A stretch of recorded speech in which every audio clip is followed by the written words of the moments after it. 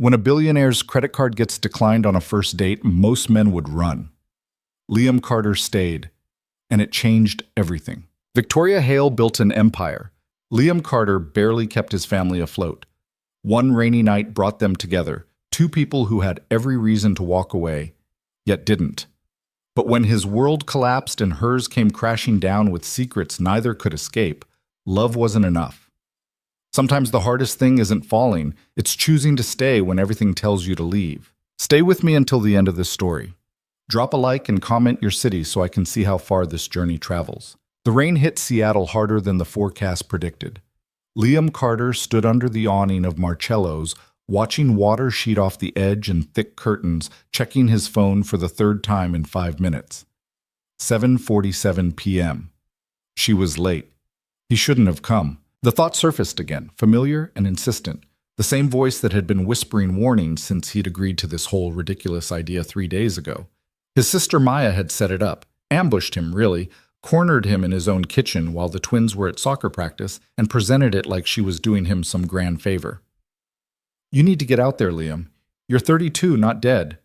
I have 2 9-year-olds and a failing business. I don't have time to get out there." "That's exactly why you need to. Just one dinner. Her name's Victoria. She's nice, successful, and she's also been out of the game for a while. Low pressure. Just try." Low pressure. Right. Liam tugged at his collar, suddenly aware of how long it had been since he'd worn anything that required buttons. The shirt was fine, dark gray, clean, but it felt wrong. Everything about this felt wrong. He should be home helping Emma with her math homework, or listening to Sophie complain about Mrs. Henderson's impossible science project, or doing literally anything other than standing in the rain waiting for a woman he'd never met. He pulled out his phone again. 7:49 p.m. Maybe she wasn't coming. Maybe she'd looked him up, seen the reality of his life, and made the smart choice. He wouldn't blame her. Maya had been deliberately vague about what she'd told this Victoria person about him, which meant she'd probably oversold the hell out of everything. Liam could already imagine it, some carefully edited version of his life that left out the creditors calling, the sleepless nights, the fact that his business was currently circling the drain despite his best efforts. He was about to leave when a black car pulled up to the curb. Not a normal car. A car that made other cars look like they'd given up on life. Sleek, expensive, the kind of vehicle that probably cost more than his annual income. The back door opened and a woman stepped out, and Liam's first thought was that Maya had set him up with someone completely, impossibly out of his league. Victoria Hale was tall, maybe 5'9", with dark hair pulled back in a way that suggested she hadn't tried too hard, but hadn't needed to. She wore a black coat, simple but clearly expensive, and when she looked up at the restaurant, there was something in her expression. Hesitation, maybe, or the same kind of reluctance he'd been feeling. She saw him watching, and their eyes met through the rain. For a second, neither of them moved. Then she walked toward the awning, and Liam straightened up, suddenly hyper-aware of every choice he'd made getting dressed tonight. "Liam?" she asked. "Yeah, Victoria?" "Yes." She offered her hand and he shook it, firm grip, cool skin. "Sorry I'm late. Traffic was worse than I expected." "It's fine. I just got here." A lie, but a harmless one. They stood there, 2 strangers under an awning, rain hammering the pavement 3 feet away. Up close, she was different than he'd expected. Beautiful, yes, but there was something else. A kind of careful control in the way she held herself, like she was used to being watched and had learned exactly how much to give away. "Should we?" He gestured toward the restaurant door. "Right. Yes." Inside, Marcello's was exactly the kind of place Liam never went to. Low lighting, cloth napkins, prices that weren't listed on the menu. The hostess greeted Victoria by name, which should have been Liam's first clue, and led them to a table by the window. Rain streaked down the glass, blurring the city lights into watercolor. "This is nice," Liam said, because someone had to say something. "I hope it's okay. My assistant recommended it." Victoria settled into her chair, and there was something almost mechanical about the way she arranged herself. Perfect posture, hands folded, smile pleasant, and entirely unreadable. "I don't do this often. Dating, I mean. I'm probably terrible at it." The honesty surprised him. "I don't do it at all," Liam said. "So you're already ahead of me." That got a real smile, small but genuine. How long has it been? 4 years, give or take. He'd stopped counting somewhere around the third year when it became clear that dating wasn't something his life had room for. You? 3. She paused, seemed to consider whether to elaborate, then didn't. Your sister didn't tell me much about you, just that you were worth meeting. She has a generous interpretation of my life. I doubt that. The waiter appeared with water and menus, launching into a detailed explanation of the specials that Liam only half heard. He was too busy trying to figure out what he was doing here, sitting across from a woman who clearly existed in a different tax bracket, probably a different world entirely. The menu didn't have prices, which he'd learned from one disastrous anniversary dinner years ago, meant they were the kind of prices you didn't ask about if you had to ask about them. When the waiter left, Victoria was watching him. You look uncomfortable, she said. I'm fine. You're gripping that menu like it insulted your family. Liam set it down, exhaled. I don't know what I'm doing here. That makes 2 of us. You seem like you have it together. I'm very good at seeming. Victoria leaned back slightly, and some of that careful control softened. Can I be honest with you? Please. I almost canceled tonight, 3 times. I had my assistant draft an excuse email and everything. Why didn't you? I'm not sure. Maybe I was tired of my own excuses. She picked up her water glass, set it down without drinking. My life is complicated and very isolated. I work constantly. I don't have many people I trust, and the ones I do trust keep telling me I need to do something that isn't work. So here I am, doing something that isn't work. How's it going so far? Ask me in an hour. Despite himself, Liam smiled. There was something refreshing about her directness, the way she wasn't pretending this was anything other than what it was. 2 people trying to figure out if they could stand each other's company for the length of a meal. I should tell you up front, he said, I have 2 daughters, twins. They're 9. Maya mentioned that. It's kind of a package deal situation. I'd expect nothing less. Victoria tilted her head slightly. Does that usually scare people off? Sometimes. Or it should. Liam ran his thumb along the edge of his water glass. Their mom left when they were 2. It's been just us for a long time. They're good kids, but they're also the center of my entire life. And that doesn't leave a lot of room for this. This being terrible first dates with strangers. Among other things, the waiter returned and they ordered. Liam chose something mid-range that wouldn't bankrupt him if this went sideways, Victoria ordered without looking at the menu. When they were alone again, she folded her hands on the table and looked at him directly. I appreciate you telling me about your daughters, she said. For what it's worth, I don't scare easily. What do you do? Liam asked. Maya was vague about that too. I run a company, investment and development, mostly commercial real estate. That sounds impressive. It's time-consuming. She said it without pride or complaint, just fact. I took over the company when I was 26. It's been 4 years of learning on the job, I guess you'd say. I'm good at it now, but it takes up most of my life. Do you like it? The question seemed to catch her off guard. I don't think about it in those terms. It's what I do. What I've always done. That's not an answer. No, Victoria said quietly. I suppose it's not. Their food arrived before he could push further, and for a while they ate in the kind of silence that could go either way, companionable or awkward. It was too early to tell. Liam watched her when he thought she wasn't looking, trying to figure out what Maya had been thinking, setting them up. Victoria Hale was polished in a way that suggested years of practice, the kind of person who'd probably never had a credit card declined or stayed up at night running numbers that wouldn't add up no matter how many times she checked them. And yet, there was something in the way she held herself, a kind of careful distance that felt familiar, like she was used to being alone even in rooms full of people. Can I ask you something? Victoria said. Sure. Why did you say yes to tonight? Liam set down his fork. Honestly, my sister wore me down. She's persistent. That's the only reason? He thought about it. About the twins asking when he was going to meet someone nice, about the empty side of his bed, about the way he'd started to forget what it felt like to be seen as anything other than dad or the guy whose business was failing. No, he said, That's not the only reason. What's the other reason? I'm tired of being alone. The honesty surprised him as much as it seemed to surprise her.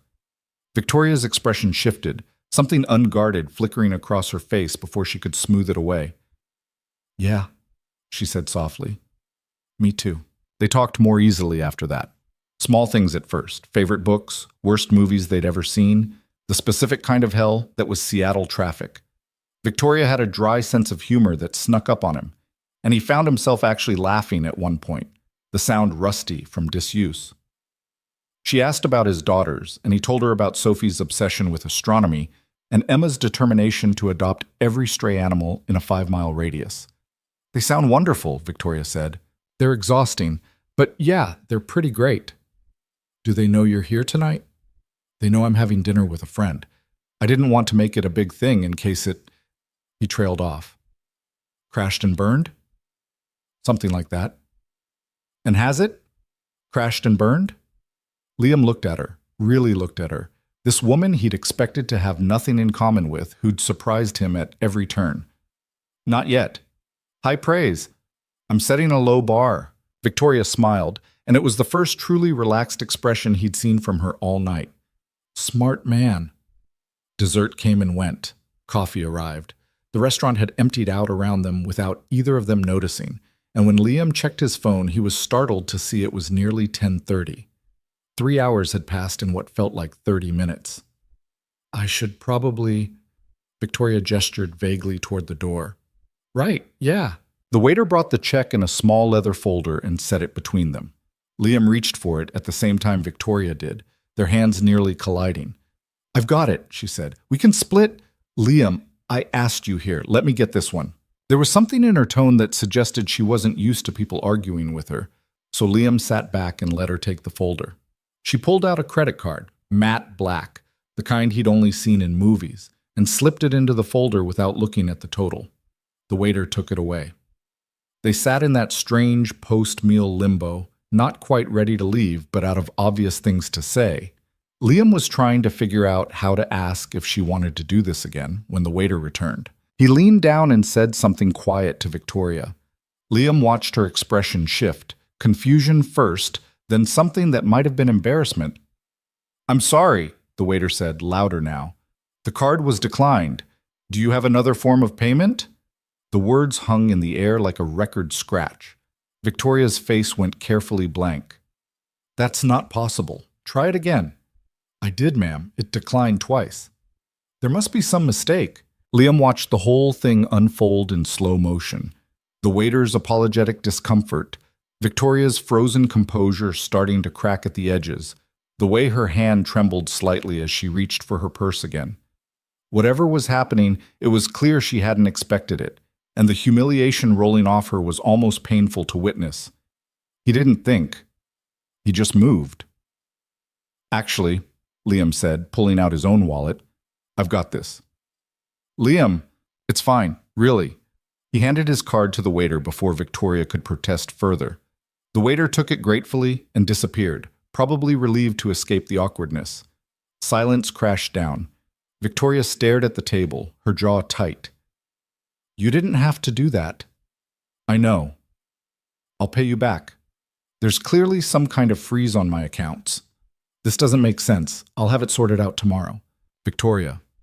He waited until she looked at him. It's fine. Seriously, it's just dinner. It's not just dinner. Her voice was low, controlled, but he could hear the strain underneath. You have no idea how much I... She stopped, pressed her lips together. Thank you. The waiter returned with Liam's card and receipt. They signed in silence and gathered their things. The easy comfort from earlier evaporated.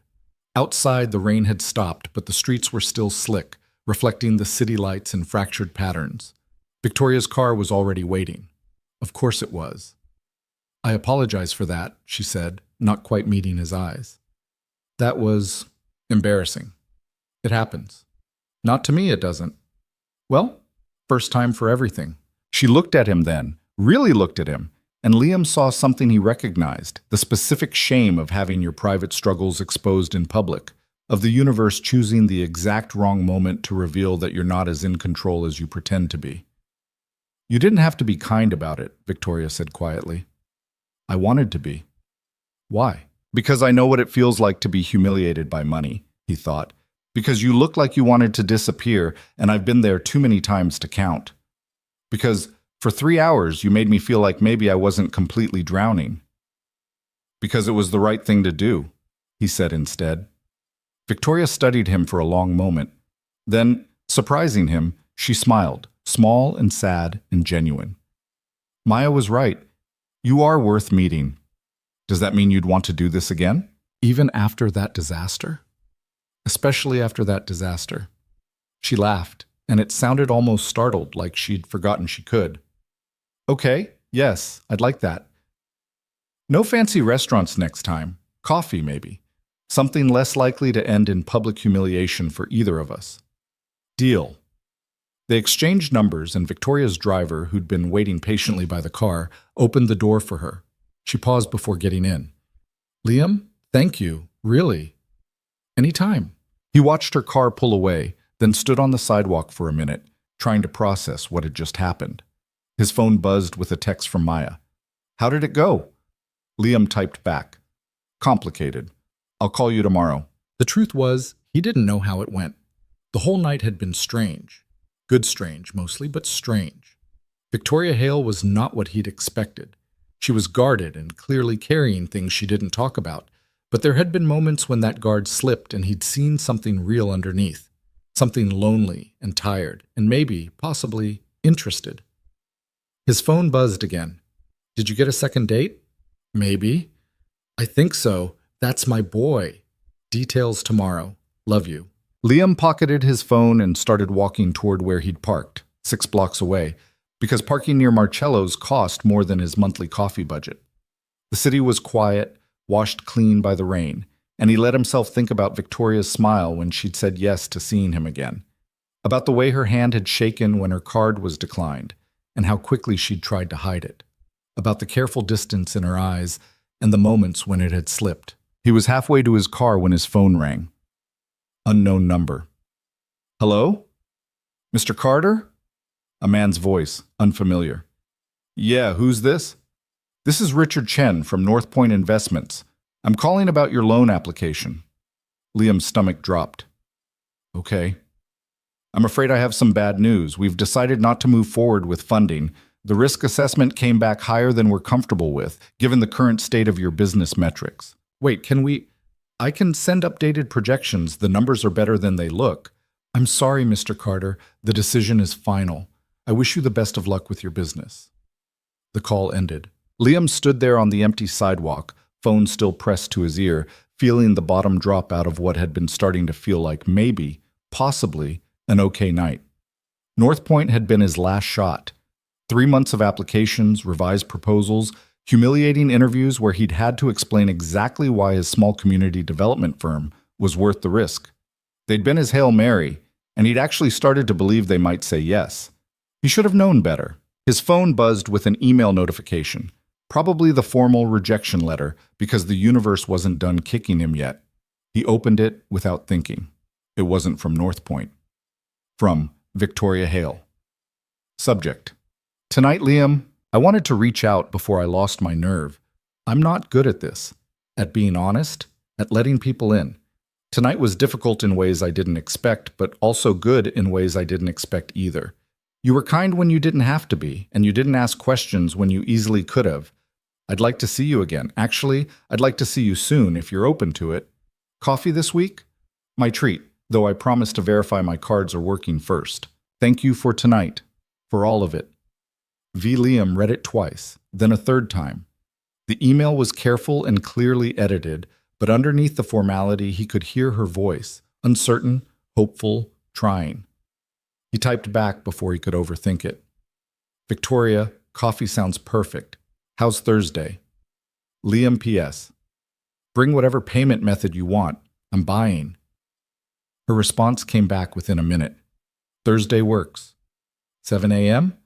I know it's early, but I have meetings all day, and we'll see about who's buying. Liam smiled despite the rejection letter waiting in his inbox, despite the drowning feeling that had been his constant companion for months. He felt it anyway, A small, fragile thing that might have been hope. He made it to his car, drove home through empty streets, and let himself into the too-quiet house. Maya was staying over with the twins tonight, giving him space for the date, which meant he came home to silence and a sink full of dishes he'd meant to wash that morning. He stood in his kitchen, still wearing the shirt that had felt wrong all night, and pulled up Victoria's email again. "You were kind when you didn't have to be." Liam thought about her face when her card declined, the way she'd tried to hide her embarrassment behind that careful control. He thought about the whole dinner, the slow unfolding of someone who didn't let people in easily, but who'd tried with him anyway. Then he thought about the call from North Point, about the red numbers in his business account, about the fact that he was probably 6 months from losing everything he'd built. He should cancel Thursday. He should back out now before this got complicated, before Victoria found out exactly how messy his life was and made the smart choice to walk away. He should protect her from the disaster his life was actively becoming. He didn't, though. Instead, he opened his calendar and blocked off Thursday at 7 a.m., then went upstairs to the twins' room and stood in the doorway, looking at their empty beds. Sophie's star charts on the wall, Emma's collection of random rocks on the dresser. The life he'd built despite everything. The reasons he kept fighting even when fighting felt pointless. He'd go to coffee on Thursday.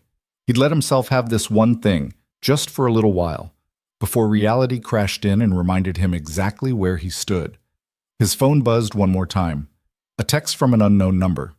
"This is Victoria. Just wanted to say goodnight. Thank you again for tonight." Liam saved her number and typed back. "Good night, Victoria. See you Thursday." He stood there for a while, phone in hand, trying to figure out what he'd just gotten himself into. Dating a woman who ran a company while his was falling apart. Getting close to someone when he barely had the energy to keep his own head above water. Letting himself hope when hope had kicked his ass too many times to count. But he thought about her smile when she'd said yes to coffee, and the way she'd looked at him when he hadn't made her feel small for something that wasn't her fault, and the careful honesty in her email. Maybe it was stupid. Probably it was stupid. But he was going to show up anyway. Thursday morning came too fast and not fast enough. Liam had replayed the dinner with Victoria about 50 times in his head by the time he pulled into the parking lot of the coffee shop she'd suggested. A place called Ember, tucked into a corner of downtown he didn't usually have reason to visit. Through the window he could see exposed brick, Edison bulbs, the kind of carefully curated aesthetic that suggested the coffee cost twice what it should. He was early. 10 minutes early, which meant he had 10 minutes to sit in his car and question every decision that had led him here. His phone rang. Maya, because of course it was. "You're calling at 6:55 in the morning," Liam said by way of greeting. "I wanted to catch you before. Are you there yet?" "I'm in the parking lot." "Don't you dare bail." "I'm not bailing." "You sound like you're about to bail." Liam leaned his head back against the seat. "I got rejected by North Point." Silence on the other end. Then quieter. "When?" "Monday night, after the dinner." "Liam, why didn't you call me?" "Because I didn't want to hear you tell me it's going to be okay when we both know it's not." He watched a woman walk past his car, coffee in hand, completely oblivious to the small crisis happening inside his Honda. "North Point was the last option, Maya. I'm out of options." "That's not true." "It is true. I've exhausted every loan, every grant, every investor who might have looked twice at a small community development firm run by a guy with no safety net. I'm done." "Then pivot. Find a new direction." "With what money? What time?" He heard the bitterness in his own voice and hated it. "I can't keep doing this. The twins deserve better than watching me fail in slow motion." "The twins are fine. They have you, and you're not failing." "I'm about to lose the business, Maya." "Then lose it. Start over. You've done it before." "I had less to lose before." Liam checked the time, 6:58. "I should go." "Are you going to tell her, Victoria?" "Tell her what?" "That I'm a disaster? I'm sure she'll figure it out eventually." "Stop it. You're not a disaster. You're having a hard time. There's a difference." Maya's voice softened. "You liked her, didn't you? At dinner." Liam thought about Victoria's careful smile, the way she'd tried to hide her embarrassment and failed, the email she'd sent, honest and uncertain and brave in a way he hadn't expected. "Yeah," he said. "I liked her." Then go in there and let yourself have one good thing. You're allowed to have good things, Liam, even when everything else is hard. He wanted to argue, to list all the reasons why he shouldn't be sitting in this parking lot about to have coffee with a woman who existed in a completely different stratosphere of success. But Maya had already hung up, probably knowing he'd overthink it if she gave him the chance. 7 a.m.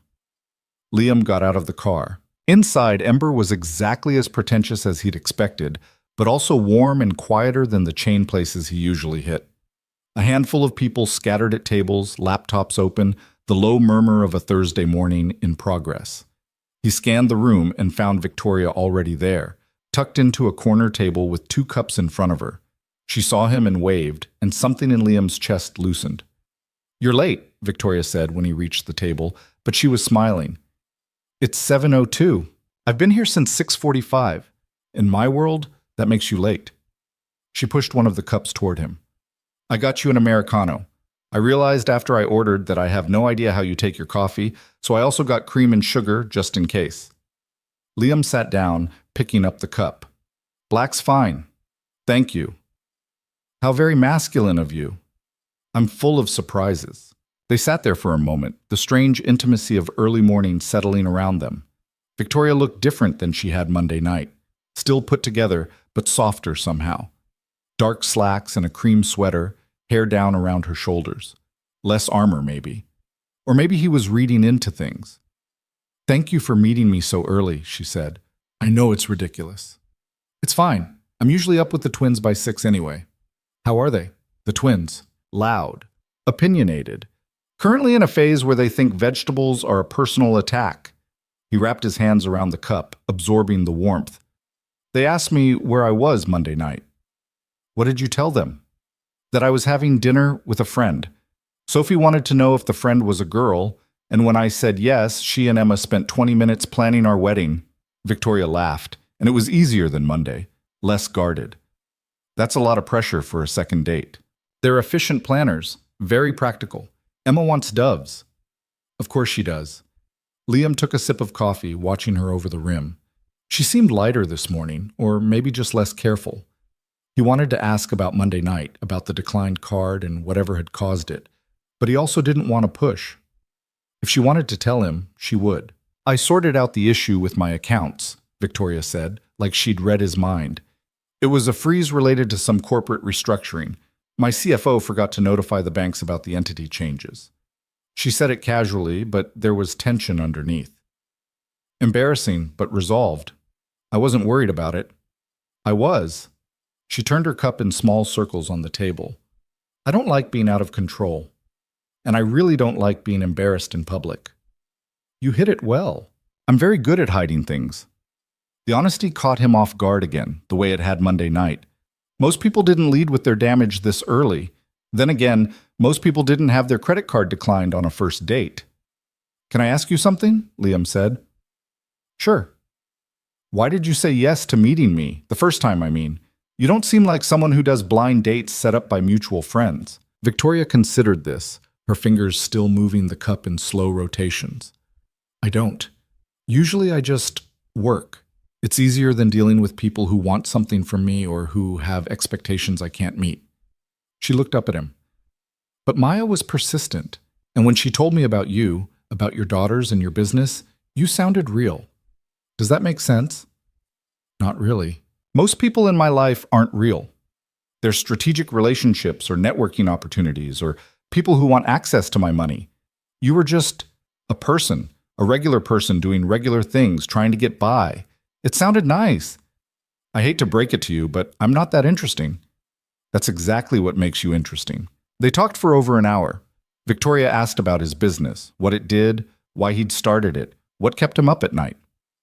Liam found himself being more honest than he'd planned, telling her about the community projects that had worked and the ones that hadn't, about his conviction that good development could actually help neighborhoods instead of destroying them, about how impossible it was to fund that kind of work when investors only cared about maximum return. "That's why you needed North Point," Victoria said. It wasn't a question. Liam went still. "How did you know about North Point?" "I didn't. You just told me." She leaned forward slightly. "What happened?" He should have deflected. Should have changed the subject or made a joke or done anything other than tell this woman he barely knew about his latest failure. But her eyes were steady and genuinely curious, and he was so tired of pretending everything was fine. They rejected me. Monday night, actually, about an hour after I got home from dinner. I'm sorry. It's fine. I'm used to it. That doesn't make it easier. No, Liam admitted. It doesn't. Victoria was quiet for a moment, studying him with an intensity that should have been uncomfortable but somehow wasn't. Can I ask what you needed the funding for? So he told her. About the project he'd been trying to get off the ground for 8 months. A mixed-use development in a neighborhood that desperately needed investment but couldn't attract it through traditional channels. Affordable housing mixed with commercial space, community centers, green space. The kind of project that would actually help people instead of displacing them. It's a good model, Liam said. I know it is. But it's not profitable enough fast enough for anyone to take it seriously. And without capital, I can't prove the concept works. So I'm stuck. How much do you need? The question was so casual it took him a second to process it. I'm not asking you for money, Liam said quickly. I didn't think you were. I'm asking because I'm curious. Victoria. Liam, I run an investment and development company. This is literally what I do all day. Humor me. He should have shut it down. Should have changed the subject or made it clear he wasn't looking for a handout. But there was something in her expression, genuine interest maybe, or the kind of focus she probably brought to every business conversation. $2.3 million to start, he said, for the first phase. Victoria didn't blink. That's not unreasonable for what you're describing. It is when you don't have collateral or a track record of major projects. But you have the vision and the community relationships. That doesn't spend like cash. She smiled at that, small and knowing. No, it doesn't. She pulled out her phone, typed something quickly, then set it aside. What if I told you I might know some people who'd be interested in this kind of project? I'd say you're being nice and I appreciate it, but I've exhausted pretty much every contact I have. Have you exhausted mine? Liam stared at her. We've known each other for 4 days. 3.5, technically. Victoria, I'm not offering to write you a check, if that's what you're worried about. I'm saying I know people who invest in community development, and I could make an introduction. No promises, no guarantees, just a conversation. She held his gaze. Would that be okay? Every instinct told him to say no. To keep his failing business separate from whatever this was with her, to not mix the personal disaster with the potential of something good. But he also thought about the twins, about the employees he'd had to let go last month, about the community members who'd been counting on him to follow through. Okay, Liam said. Yeah, that would be okay. Good. I'll make some calls. Victoria checked her watch and winced. I have to get to the office, but this was nice. It was. They stood, and there was an awkward moment where neither of them knew quite how to end this. A hug seemed too much, a handshake too formal. Victoria solved it by touching his arm briefly, a gesture that was over before he could read too much into it. Can I see you again? She asked. Outside of early morning coffee interrogations?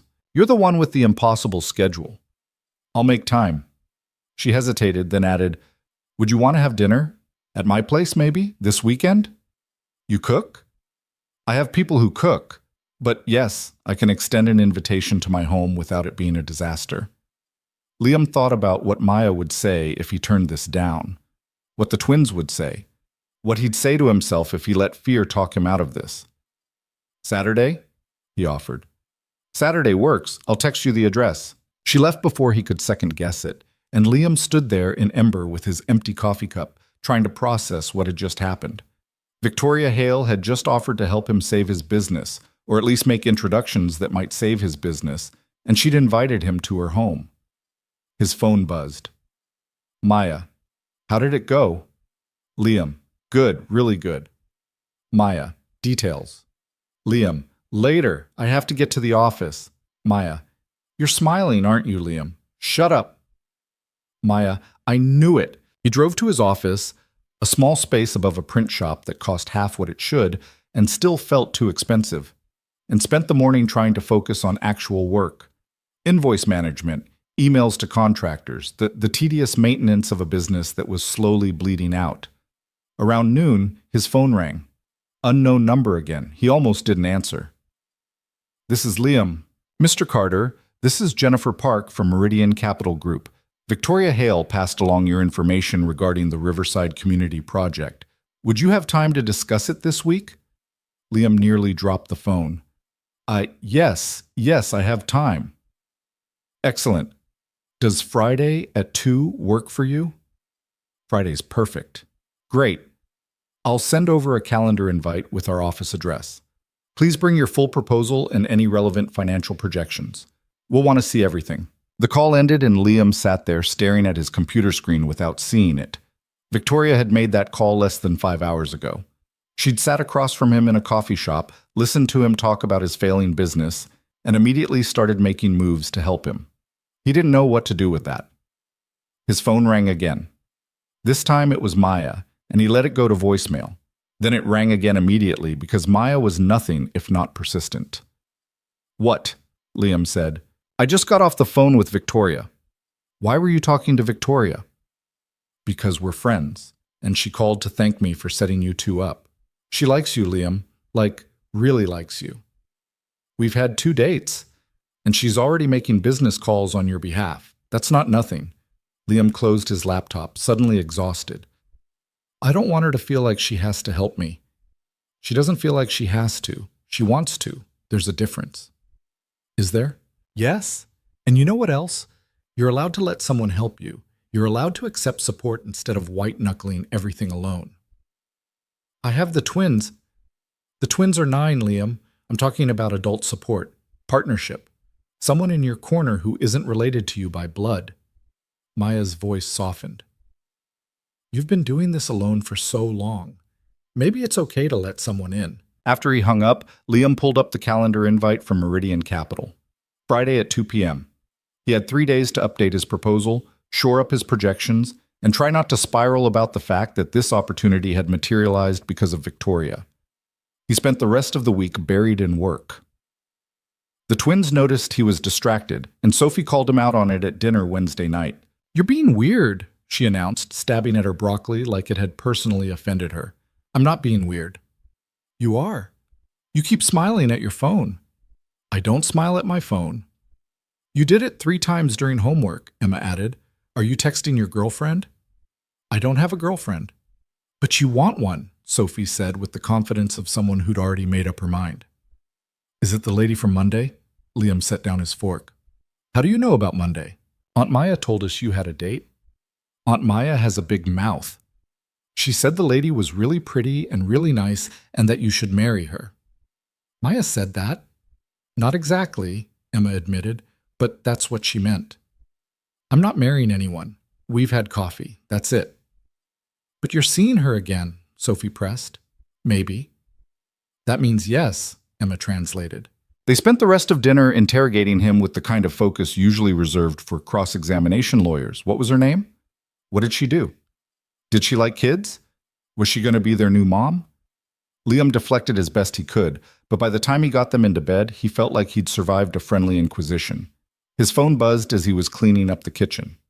"Victoria, how are your girls?" Liam, "Relentless. They've decided you're going to be their stepmother." Victoria, "That's a lot of pressure for someone who's only bought you coffee once." Liam, "You should hear their wedding plans. Very elaborate." Victoria, "I'm almost afraid to ask." Liam, "Doves, chocolate fountain. Sophie wants it at the Space Needle for some reason." Victoria, "She has expensive taste." Liam, "She's 9. She has no concept of money." Victoria, "Lucky her." There was a pause, then another message came through. Victoria, "I'm looking forward to Saturday." Liam, "Me too." Victoria, "Fair warning, I'm not great at the whole relaxed dinner party thing. I might be awkward." Liam, "I've met you twice and you've been awkward both times. I'm prepared." Victoria, "Wow, honesty." Liam, "You said you valued it." Victoria, "I do. Doesn't mean it doesn't sting a little." Friday afternoon, Liam walked into Meridian Capital's downtown office with his proposal printed and bound, his best shirt on, and absolutely no idea what to expect. Jennifer Park turned out to be sharp and direct, the kind of person who could smell bullshit from 3 floors away. She spent 2 hours picking apart his proposal, asking questions he hadn't prepared for, pushing on assumptions he'd thought were solid. But she didn't say no. "I'll need to discuss this with my partners," Jennifer said as they wrapped up. "But I like the model. It's the kind of impact investment we're interested in. The numbers need work. Your projections are conservative, which I appreciate, but you're also underselling the potential return on community stability. I can revise those. Do that. And send me case studies from similar projects, even if they're not yours. I need comparable data." She walked him to the elevator, then paused. "Victoria spoke highly of you. She doesn't do that often. We only recently met." "I know. That's what makes it interesting." Jennifer smiled. "She's a good judge of character. If she thinks this is worth pursuing, I'm inclined to agree." Liam left the building in a daze. It wasn't a yes, but it wasn't the automatic no he'd been getting for months. It was possibility, which was more than he'd had in a long time. He called Maya from the car. "How did it go?" "I don't know. Good. Maybe?" "She didn't reject me outright." "That's great. She wants revisions, more data, case studies." "So give them to her. You can do that." "Yeah." Liam merged onto the highway, phone on speaker. "Maya, what am I doing? You're letting someone help you. You're accepting an opportunity. You're not self-sabotaging for once in your life." "I barely know Victoria." "So get to know her. You're having dinner tomorrow, right? At her place." "Perfect. Bring wine. Be charming. Let yourself enjoy something." "What if this doesn't work? The business thing, I mean." "Then it doesn't work and you figure out what's next. But you have to actually try, Liam. You can't just give up before you start." Saturday evening came faster than he expected. Liam dropped the twins at Maya's, endured another round of interrogation about his girlfriend, and drove to the address Victoria had sent him. It turned out to be a building in one of Seattle's most expensive neighborhoods, the kind of place with a doorman and actual marble in the lobby. The doorman called up to verify he was expected, then directed him to the penthouse. Of course it was a penthouse. The elevator opened directly into Victoria's apartment, and Liam stepped out into a space that looked like something from a magazine. Floor-to-ceiling windows overlooking the city, minimalist furniture, art that was probably worth more than his car. Everything was perfect and carefully curated and absolutely nothing like any place he'd ever lived. Victoria appeared from what he assumed was the kitchen, wearing jeans and a soft blue sweater that made her look younger somehow, more approachable. "You found it okay?" she asked. "Your doorman is very thorough." "Robert takes his job seriously." She took the wine he'd brought, a mid-range bottle he'd agonized over at the store, and smiled. "Thank you for this. Come in, please. Make yourself comfortable." Comfortable felt impossible in a space this pristine, but Liam followed her into the main living area. The view was stunning, the city spread out below them in a carpet of lights. "This is incredible," he said, because it was. "It's too big for one person, but I bought it when I took over the company. A statement purchase, I guess." Victoria set the wine on the counter. "Dinner's almost ready. I hope you like salmon." "Salmon's great. You're easy to please." "I have low standards." "I doubt that." She moved around the kitchen with the kind of efficiency that suggested she didn't cook often, but knew her way around when she tried. Liam offered to help and she let him set the table, which felt absurdly domestic for a second date. They ate at her dining table, which could have seated 12 but held just the two of them, and talked about nothing important. Movies they'd seen, places they wanted to travel, the specific absurdity of Seattle traffic. "Can I ask you something?" Liam said over dessert. "You're full of questions tonight." "You invited me into your home. I'm taking advantage." Victoria smiled. "Fair. Ask away." "Why are you alone?" "I don't mean that in a judgmental way. You're successful, smart. You have your life together. Why isn't there someone?" She was quiet for a long moment, turning her wine glass in slow circles. "There was someone.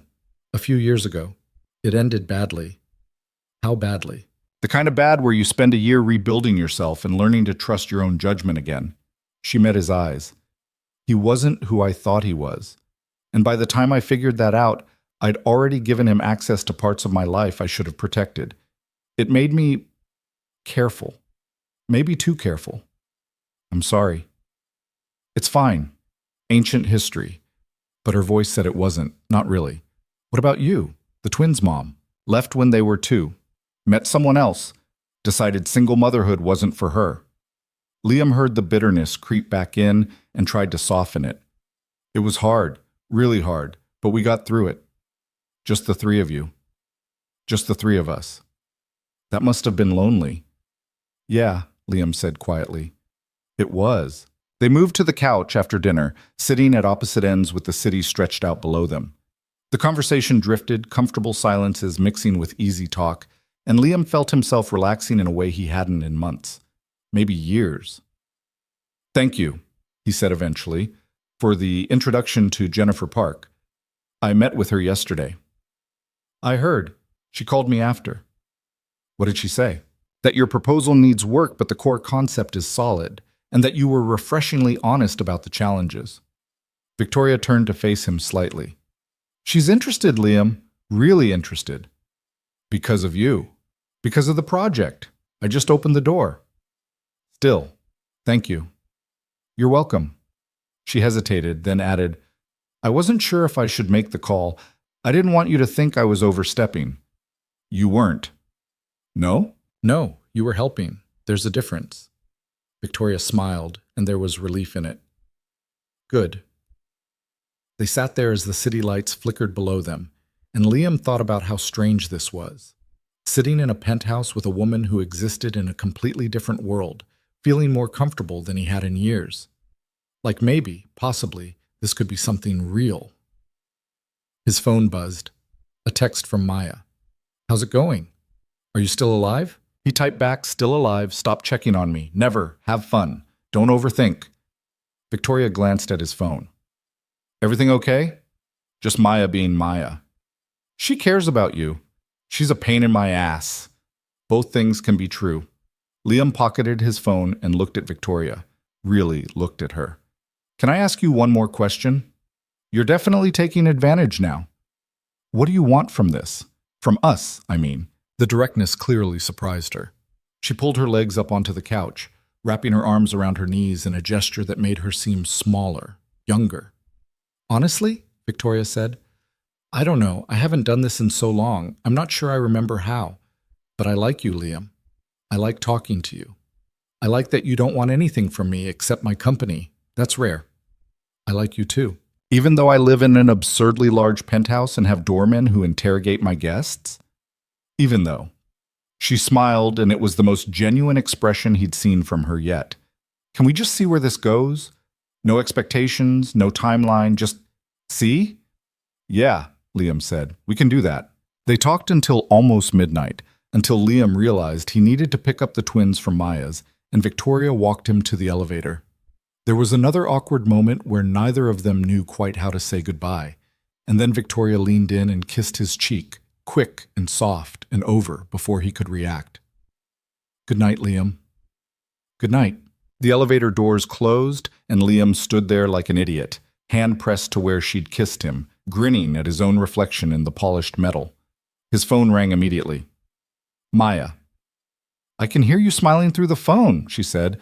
I'm not smiling. You absolutely are. How was it? Good. Really good. Are you seeing her again? I think so, yeah. Look at you, dating like a normal person. Don't get used to it. But he was smiling as he drove to pick up the twins, and he was still smiling when Sophie asked him if he'd kissed his girlfriend, and he couldn't quite stop even when Emma announced they'd already designed the save the date cards. Maybe Maya was right. Maybe it was okay to let someone in. Maybe, just maybe, this could be the good thing he'd been too scared to hope for. 3 weeks later, Liam brought Victoria home to meet the twins. He'd put it off as long as he reasonably could, making excuses about schedules and timing and the girls being too busy with school. But the truth was, he'd been terrified. Not of Victoria meeting them. She'd already proven herself capable of handling difficult situations with grace. No, he was terrified of what it would mean when his two worlds collided, when the careful compartmentalization he'd been maintaining finally crumbled. Because things with Victoria had gotten serious faster than he'd expected. They'd fallen into a pattern over those 3 weeks. Coffee twice a week before her meetings, dinner when their schedules aligned, long phone calls late at night after the twins were asleep. She'd revised his proposal with him, offering insights from her years running her own company, never overstepping but always helpful. The meeting with Meridian Capital had gone well enough that they'd asked for a second round of discussions, this time with their full investment committee. It felt like everything was finally moving in the right direction, which was exactly when Liam's anxiety decided to kick into overdrive. "You're overthinking this," Maya had said when he'd called her in a panic the night before. "They're going to love her." "What if they don't?" "Then they don't, and you deal with it. But they will. She's great with people." "She runs a billion-dollar company, Maya. She's not used to 9-year-olds interrogating her about her favorite Taylor Swift song." "Does she have a favorite Taylor Swift song?" "I don't know. I didn't ask." "Well, you should. Sophie will definitely ask." Now it was Saturday afternoon, and Victoria was due to arrive in 20 minutes, and Liam was standing in his kitchen having a mild crisis while the twins tore through their rooms trying to find acceptable outfits. "Dad," Emma yelled from upstairs, "Sophie says I can't wear my dinosaur shirt." "You can wear whatever you want." "It has a stain on it," Sophie's voice equally loud. "Then pick a different shirt." Liam ran a hand through his hair and stared at the chicken he'd been attempting to marinate for the past 10 minutes. He'd Googled easy, impressive dinner recipes at 2 in the morning and settled on something that had looked doable in the photos, but now seemed impossibly complicated. Why had he thought he could pull off lemon herb chicken with roasted vegetables when his usual dinner rotation consisted of pasta, tacos, and whatever the twins would actually eat? His phone buzzed. "Victoria. On my way. Need me to bring anything?" "Liam. Just yourself. We're good." "Victoria. You're freaking out, aren't you?" "Liam. No." "Victoria. Liar." "Victoria.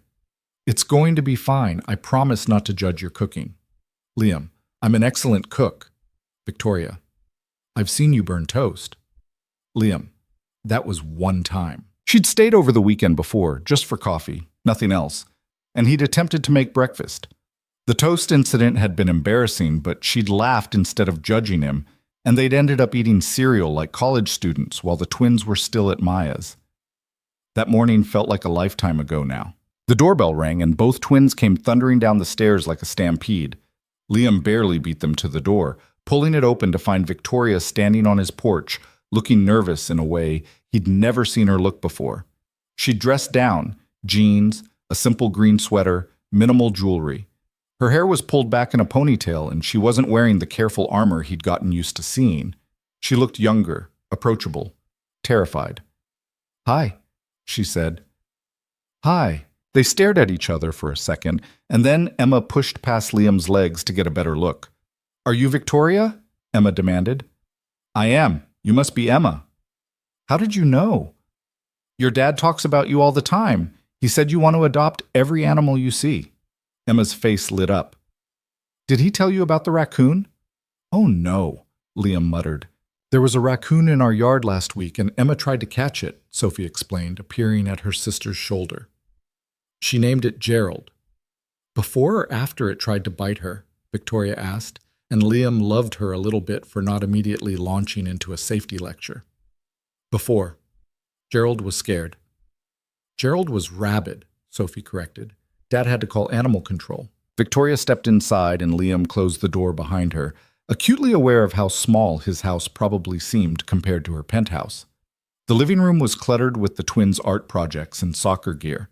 The couch had a permanent dent from years of use, and there was a water stain on the ceiling he kept meaning to fix but never got around to. If Victoria noticed any of it, she didn't show it. "Something smells good," she said. "Dad's making chicken," Sophie announced. "He's been freaking out about it all day." "I have not been freaking out." "You checked the recipe 6 times. That's called being thorough." Victoria smiled and caught his eye, and there was understanding there, maybe even solidarity. She was nervous too, he realized. Maybe not about the dinner itself, but about what it meant that she was here, in his home, meeting the most important people in his life. "Can I help with anything?" Victoria asked. "You can sit down and relax," Liam said. "The girls will keep you company."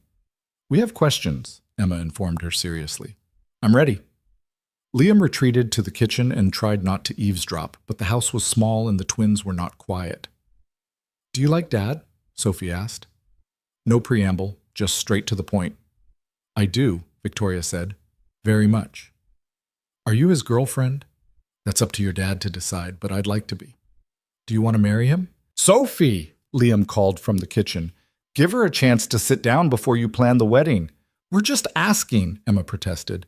He heard Victoria laugh, and some of the tension in his shoulders eased.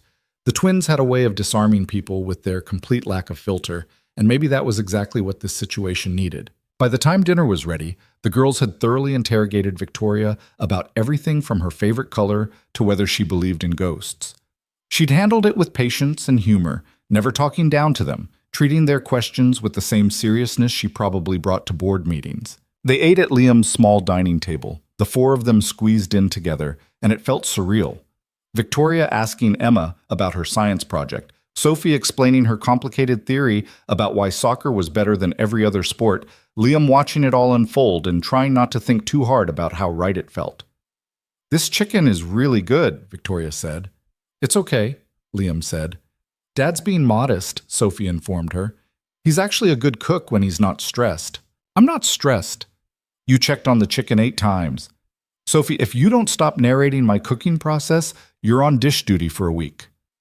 After dinner, the twins dragged Victoria upstairs to show her their rooms. Liam cleaned up the kitchen and tried not to think about what they were telling her up there. Probably embarrassing stories. Definitely embarrassing stories. His phone rang. Unknown number, which these days usually meant bad news or telemarketers. This is Liam. Mr. Carter, this is David Winters from North Point Investments. Liam nearly dropped the plate he was holding.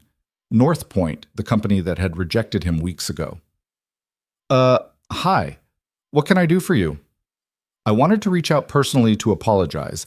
There was an error in our initial assessment of your proposal. After reviewing it again with fresh eyes, we believe we made a mistake. I'm sorry, what? We'd like to reconsider your application. Would you be open to another meeting? Liam leaned against the counter, trying to process this. I'm already in discussions with Meridian Capital. I understand, but I wanted you to know that we're interested, should those discussions not work out. We were too quick to dismiss your project, and I wanted to correct that error. I appreciate that. Can I think about it? Of course. My direct line is in the email I'm sending over. Please don't hesitate to reach out. The call ended and Liam stood there, staring at his phone like it had grown a second screen. 2 investment firms interested in his project. 2. After months of rejections, suddenly he had options. It didn't feel real. Everything okay? Victoria appeared in the kitchen doorway. That was North Point. They want to reconsider. Her eyebrows rose. The company that rejected you? Apparently, they made a mistake. Liam set his phone on the counter. This is weird, right? This is definitely weird. It's unusual, Victoria agreed, but not unheard of. Sometimes investors circle back when they realize they missed something good. Yeah, but the timing is coincidental. Don't read into it. She moved closer, lowering her voice. Your girls are wonderful, by the way. Emma wants to show me her rock collection, and Sophie has opinions about literally everything.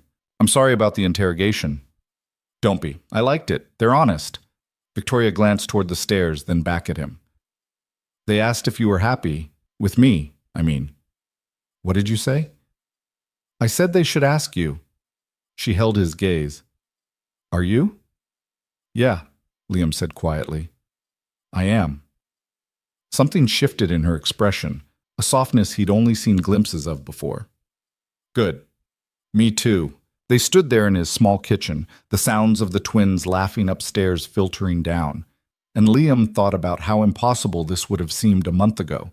Victoria Hale in his house, charming his daughters, making him believe that maybe good things could actually happen. The next 2 weeks passed in a blur. Meridian Capital moved forward with a preliminary term sheet pending final approval from their investment committee. Liam spent his days revising projections and gathering documentation, his nights talking to Victoria about strategy and vision and everything in between. She never pushed, never tried to take over, but her insights were invaluable, and he found himself running ideas past her constantly. You're using her, Maya said one afternoon when she'd stopped by the office to bring him coffee. And I don't mean that in a bad way, but you're leaning on her a lot. She offered to help. I know. Just make sure you're also giving her something back. Like what? I don't know. Support? Partnership? not just business advice in exchange for dates. The comment stuck with him longer than he wanted to admit. Was he using Victoria? He didn't think so, but Maya had a point. Most of their recent conversations had been about his business, his problems, his stress. When was the last time he'd asked about her life beyond the surface level? He called her that night after the twins were asleep. "Hey," Victoria answered. "Everything okay?" "Yeah, fine. I just wanted to talk.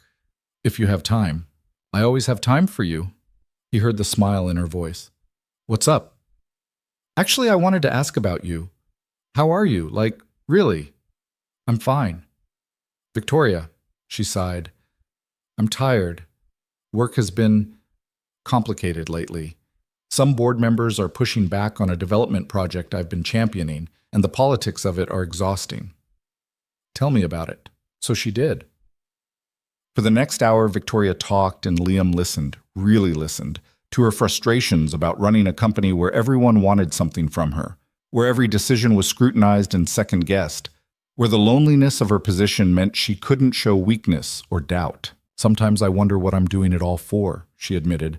"I work 80 hours a week managing other people's money, building things that don't mean anything beyond profit margins. And for what? A bigger apartment I'm never in? More zeros in an account I don't have time to spend?" "You could walk away," Liam said. "And do what?" "I don't know. Something that matters to you." "Nothing matters to me except work. That's the problem." "I don't believe that." "Why not?" "Because you wouldn't have helped me if work was all you cared about. You wouldn't be spending your weekends with a single dad and his chaotic kids if profit margins were your only priority." Victoria was quiet for a long moment. "Maybe you're right." "I'm definitely right. I'm right about lots of things." That got a laugh. "Name one other thing you're right about." "The twins love you. That's not nothing. They're easy to love." "So are you." The words were out before Liam could stop them, and he immediately wanted to take them back. Too much, too soon, too honest. But Victoria didn't hang up or deflect or change the subject. "Thank you," she said softly. "I needed to hear that tonight." They talked until after midnight, and when Liam finally hung up, he felt like maybe Maya was wrong. Maybe this wasn't one-sided. Maybe they were both getting something real out of this. The Meridian Capital meeting was scheduled for a Thursday afternoon. Liam showed up 30 minutes early, his revised proposal printed and bound, wearing the same shirt he'd worn to the first meeting like it was some kind of good luck charm. Jennifer Park greeted him in the conference room along with 3 other partners. They spent 2 hours going through every aspect of his proposal: the financials, the community impact assessments, the timeline, the risk mitigation strategies. They pushed hard on the profit projections, questioning whether the returns justified the investment. Liam defended his work as best he could, drawing on Victoria's coaching and his own conviction that this project mattered beyond the numbers. When they finally wrapped up, he had no idea which way they were leaning. "We'll discuss internally and get back to you by next week," Jennifer said. "Thank you for your time, Mr. Carter." He left the building feeling wrung out and uncertain. A week felt like an eternity. His phone rang as he was unlocking his car. "Victoria." "How did it go?" "I don't know. They're deciding next week." "That's actually good news. If they were going to reject you outright, they would have said so." "Or they're just being polite." Jennifer Park is not polite. She's direct. If she says next week, she means they're genuinely considering it. Liam leaned against his car, closing his eyes. "I can't do this for another week. The waiting is killing me." "Then don't wait alone. Come over tonight. I'll make dinner. We can watch something mindless. You can stop thinking about it for a few hours." "The twins are with Maya tonight, I know. She texted me. She's very invested in us spending time together." "Maya needs a hobby." "Maya needs you to let yourself be happy. Come over, Liam." So he did. Victoria's penthouse felt different that night, less like a showpiece and more like a home. She'd ordered Thai food instead of cooking. "I'm not subjecting you to my actual cooking," she'd said. And they ate sprawled on her massive couch, watching a movie neither of them paid attention to.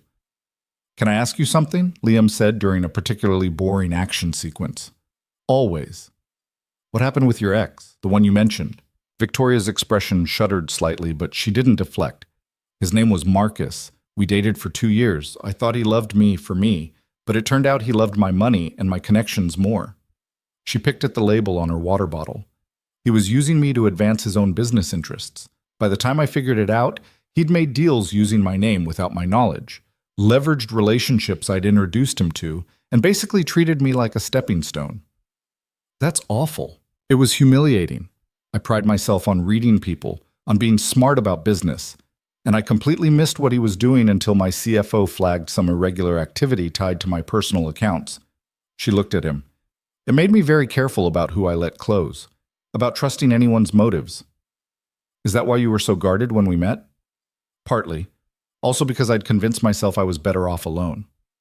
And now? Now I'm terrified I'm making another mistake. She said it like a confession. Not about you specifically, just about trusting my judgment again. Every time I start to feel comfortable, there's this voice asking what I'm missing, what angle I'm not seeing. Liam set down his food and turned to face her fully. I'm not using you, Victoria. I know it probably looks that way with the business stuff and the introductions, but that's not why I'm here. I know that. Logically, I know that. It's just hard to turn off the paranoia. Then don't. Keep your guard up if you need to. I'm not going anywhere. She smiled, sad and grateful at the same time. You say that now. I mean it. They finished the movie in comfortable silence, Victoria's head eventually coming to rest on his shoulder. It felt easy and right in a way that made Liam's chest ache with how much he wanted this to work. Around 11, his phone buzzed with a text from Maya sending photos of the twins asleep on her couch, covered in blankets and still wearing their shoes. They're beautiful, Victoria said, looking over his shoulder at the photos.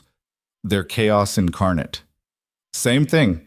Liam pocketed his phone and looked at her, at this woman who'd somehow become essential to his life in the span of a month.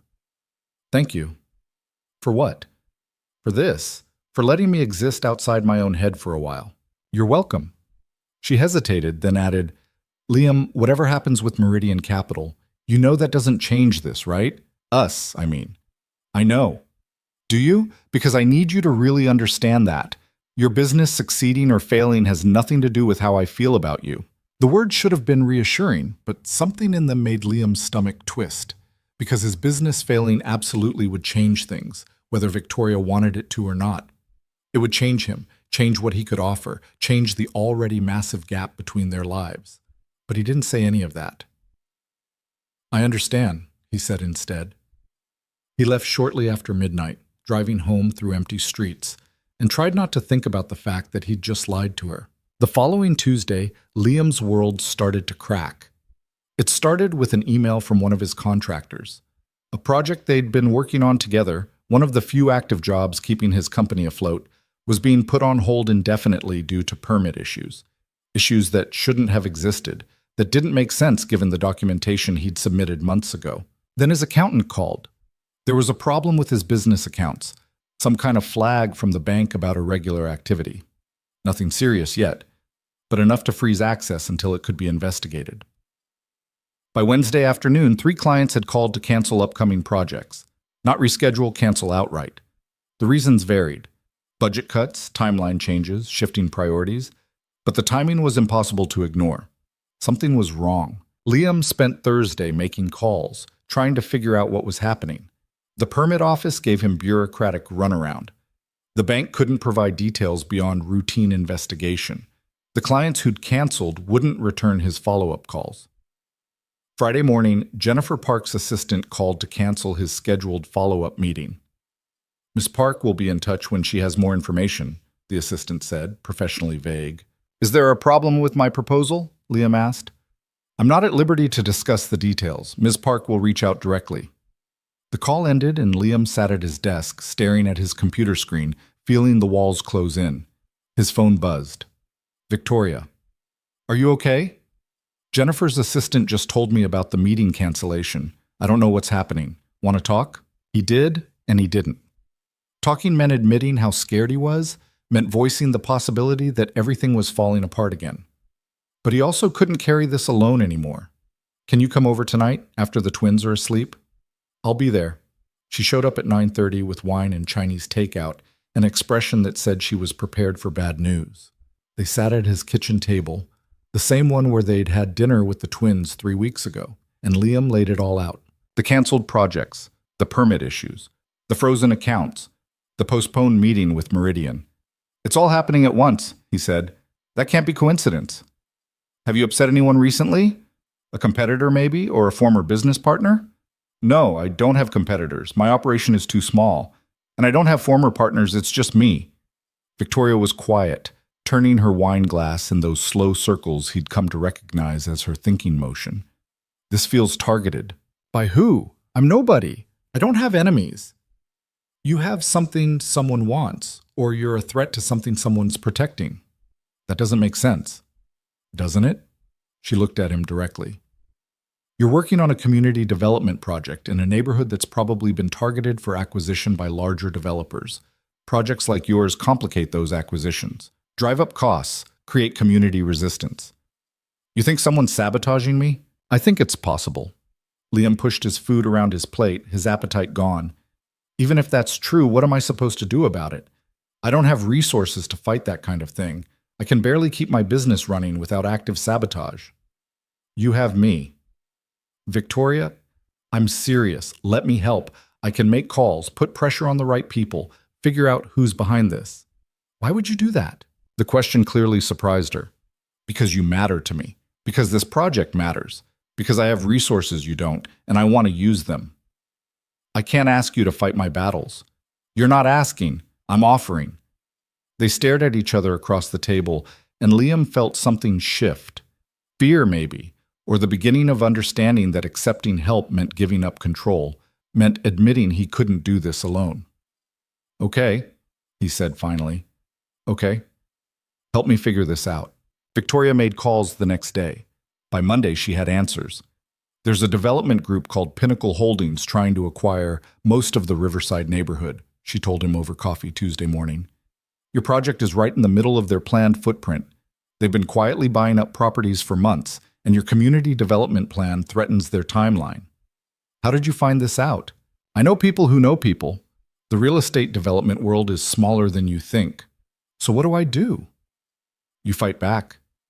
Document everything. Make noise. Get community support. Make it harder for them to push you out quietly. With what time? What money? Liam. She reached across the table and took his hand. You don't have to do this alone. Let me help. Actually, let me help, not just accept it grudgingly. He wanted to argue, to insist he could handle it himself. But the truth was he was drowning and had been for months, and Victoria was offering him a lifeline. Okay, he said. Show me what to do. They spent the next week building a strategy.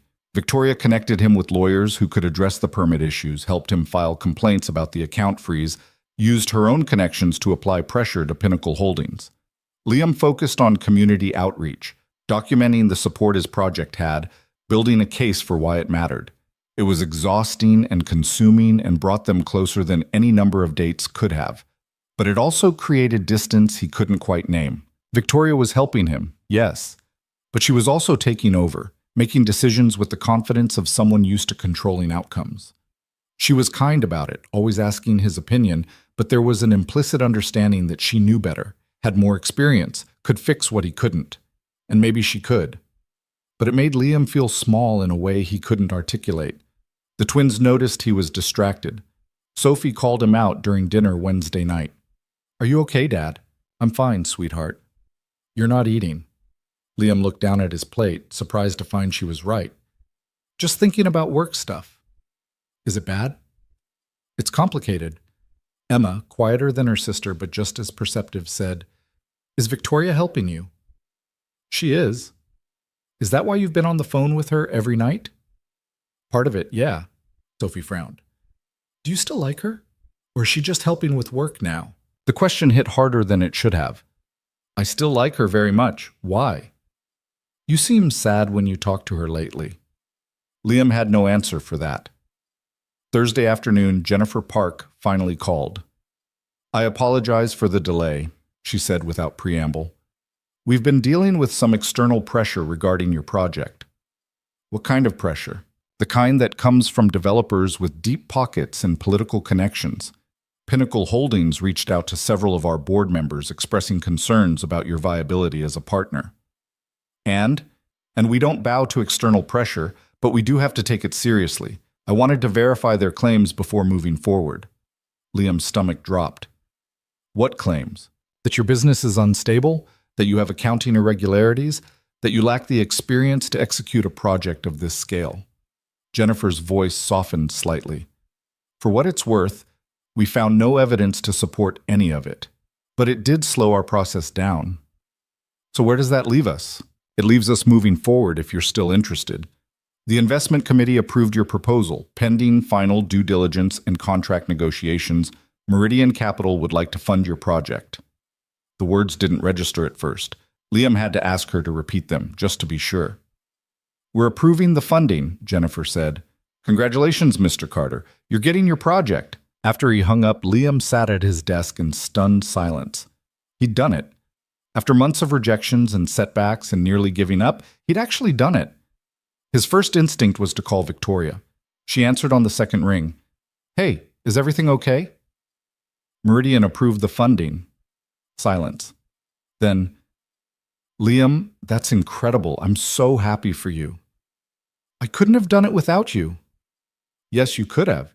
You just did it faster with help. He should have been elated, should have been celebrating, but instead he felt hollow in a way he couldn't explain. Like the victory wasn't quite his because he hadn't earned it alone. Can I see you tonight? He asked. Of course. Your place or mine? Yours if that's okay. I'll get Maya to watch the twins. Something in his tone must have worried her because she said, Liam, are you sure you're okay?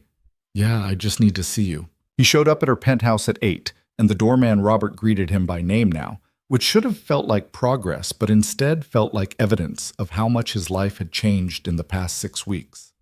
Victoria met him at the elevator, already in comfortable clothes, her hair down. She took one look at his face and said, What's wrong?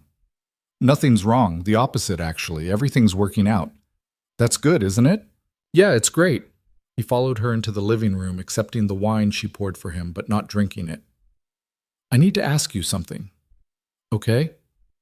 When you made those calls about Pinnacle Holdings, did you reach out to anyone at Meridian? Victoria's expression shifted, just slightly.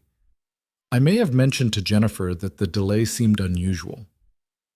What exactly did you say? Just that I knew you well enough to vouch for your character and your work, that if someone was spreading rumors, they weren't based in fact. So you intervened. I clarified. There's a difference. Is there? Liam set down his wine glass. Victoria, I need to know. Did I get this funding because my project is good or because you have influence? Your project is excellent. That's why you got funded. But your influence didn't hurt. She didn't answer immediately, which was answer enough. I was trying to help, Victoria said quietly. Pinnacle was playing dirty, spreading lies. All I did was counter their narrative with the truth. By using your name and your connections. Yes, because I have them and you don't, and someone needed to level the playing field. That's not leveling the playing field, Victoria. That's you fighting my battles for me. So what? You'd rather I'd done nothing? Let them destroy your reputation and tank your funding? I'd rather have earned this on my own merit instead of because my girlfriend has more power than my opponents. The word girlfriend hung between them, the first time either of them had used it out loud. Victoria flinched like he'd hit her. Is that what this is about? She asked. You're upset because I helped you? I'm upset because I don't know if I won or if you won for me. That's not fair. Maybe not, but it's how I feel. They stared at each other across her perfect living room, the city lights glittering behind her, and Liam felt the distance between them yawn wider. I thought you wanted my help, Victoria said, and there was hurt in her voice now, hurt and confusion. You asked me to help you figure out what was happening. I did that, and now you're angry about it? I'm not angry. I'm just... He ran a hand through his hair, frustrated. I don't know how to do this. I don't know how to be with someone who can fix all my problems with a phone call. It makes me feel useless. You're not useless. I feel useless. There's a difference. Victoria crossed her arms, and he could see her retreating behind that careful control he'd worked so hard to get past. So what are you saying? You want me to stop helping you? Pretend I don't have resources that could make your life easier? I don't know what I want. I just know that this doesn't feel right. What doesn't feel right? Me helping you or you needing help? The question cut deeper than she probably meant it to. Because she was right, wasn't she? This wasn't really about her. It was about him and his pride and his inability to accept that he couldn't do everything alone. I should go, Liam said. Liam, I need to think. I need space to figure out what I'm doing. We can talk about this, work through it. I don't think I can. Not right now. He walked to the elevator and she didn't stop him, and when the doors closed between them, Liam saw her face, hurt and confused and trying not to show it. The drive home was a blur. He texted Maya that he was picking up the twins, and she responded with a string of questions he ignored. When he got to her place, she met him at the door with her arms crossed. What did you do? Why do you assume I did something? Because you look like you just kicked your own dog. What happened? I ended things with Victoria. You what? I didn't end things. I need space. Liam, are you out of your mind? She's perfect for you. She's too perfect, Maya. She fixes everything. I can't compete with that. You're not supposed to compete with her. You're supposed to be partners. How can we be partners when she's solving all my problems? Maya grabbed his shoulders and looked him dead in the eyes. Listen to me very carefully. You're about to sabotage the best thing that's happened to you in years because you're too proud to accept help. Do not do this. I'm not sabotaging anything. Yes, you are, and you're going to regret it. He picked up the twins, both of them sleepy and complaining about the late hour, and drove them home. Got them into bed, cleaned up the kitchen, and sat in his living room in the dark, staring at his phone. No messages from Victoria. He'd expected her to text, to call, to push back against his leaving. But she hadn't, and the silence felt like confirmation that maybe he'd been right. Maybe the gap between them was too wide to bridge. His phone buzzed around midnight. Finally, a message from Victoria. I understand you need space. Take all the time you need. But for what it's worth, I never wanted you to feel small. I just wanted to help because I care about you. If that's not something you can accept, then maybe you're right and this won't work. I hope you figure out what you want, Liam. You deserve to be happy, even if that's not with me. He read the message 5 times, each word cutting deeper than the last. She wasn't fighting for him. She was letting him go. And maybe that was for the best. Liam closed his eyes and tried to convince himself he'd made the right choice. He failed. The week that followed was the longest of Liam's life. He threw himself into work, into the contract negotiations with Meridian Capital, into anything that would keep his mind occupied. The twins noticed something was wrong but didn't push, though Sophie kept asking when Victoria was coming over again, and Emma had started drawing pictures of the 4 of them together that she left on his desk like passive-aggressive reminders of what he'd walked away from. Maya called him every day. He ignored most of the calls. By Wednesday, she showed up at his office unannounced. You look terrible, she said, dropping into the chair across from his desk. Thanks. That's exactly what I needed to hear. Have you talked to her? No. Have you texted her? No. Liam. She told me to take all the time I need. I'm taking it. Maya leaned forward, elbows on her knees. Do you know what you're doing? Because from where I'm sitting, it looks like you're destroying the best relationship you've had in years because you're too stubborn to admit you were wrong. I wasn't wrong. She was taking over my life. She was helping you. There's a difference. Not to me. Then you're an idiot. Liam looked up from his laptop, irritation flaring. Did you come here just to insult me? I came here to talk sense into you before you lose her completely. Maya's expression softened. I know you're scared.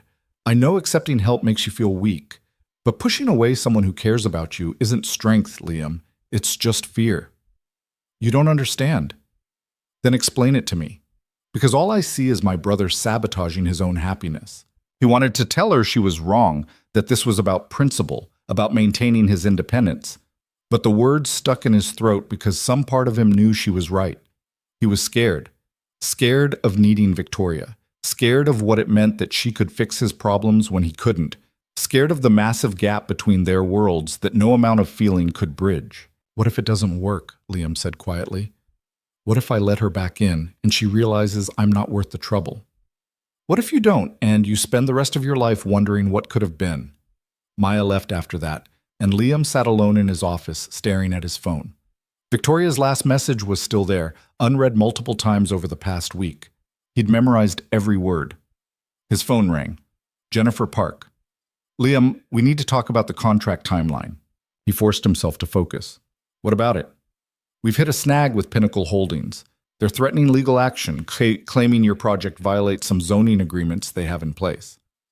That's not possible. I've checked the zoning 6 different ways. I know, but they're making noise and it's slowing down our legal team's approval process. We need to address it before we can finalize the funding. How long will that take? Depends on how aggressive they want to be. Could be weeks, could be months. After the call ended, Liam put his head in his hands. Of course Pinnacle wasn't done.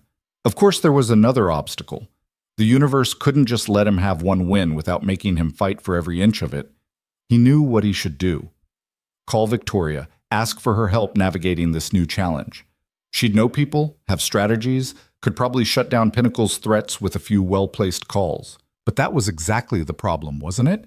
She could fix it. She could fix everything.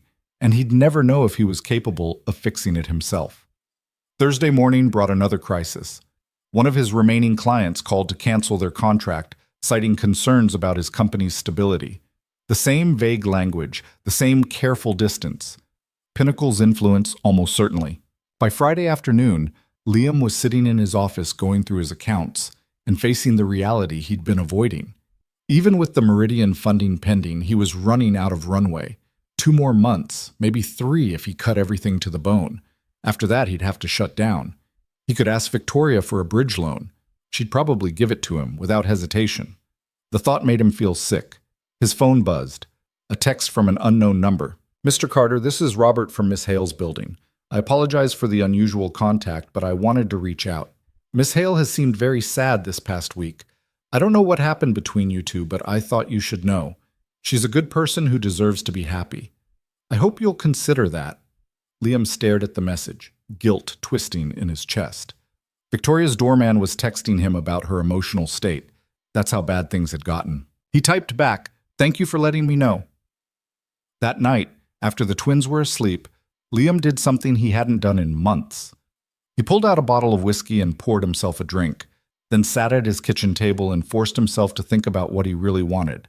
The honest answer terrified him. He wanted Victoria, wanted her laugh and her dry humor and the way she looked at him like he mattered, wanted the life he'd glimpsed with her, the possibility of partnership and support and not being alone anymore.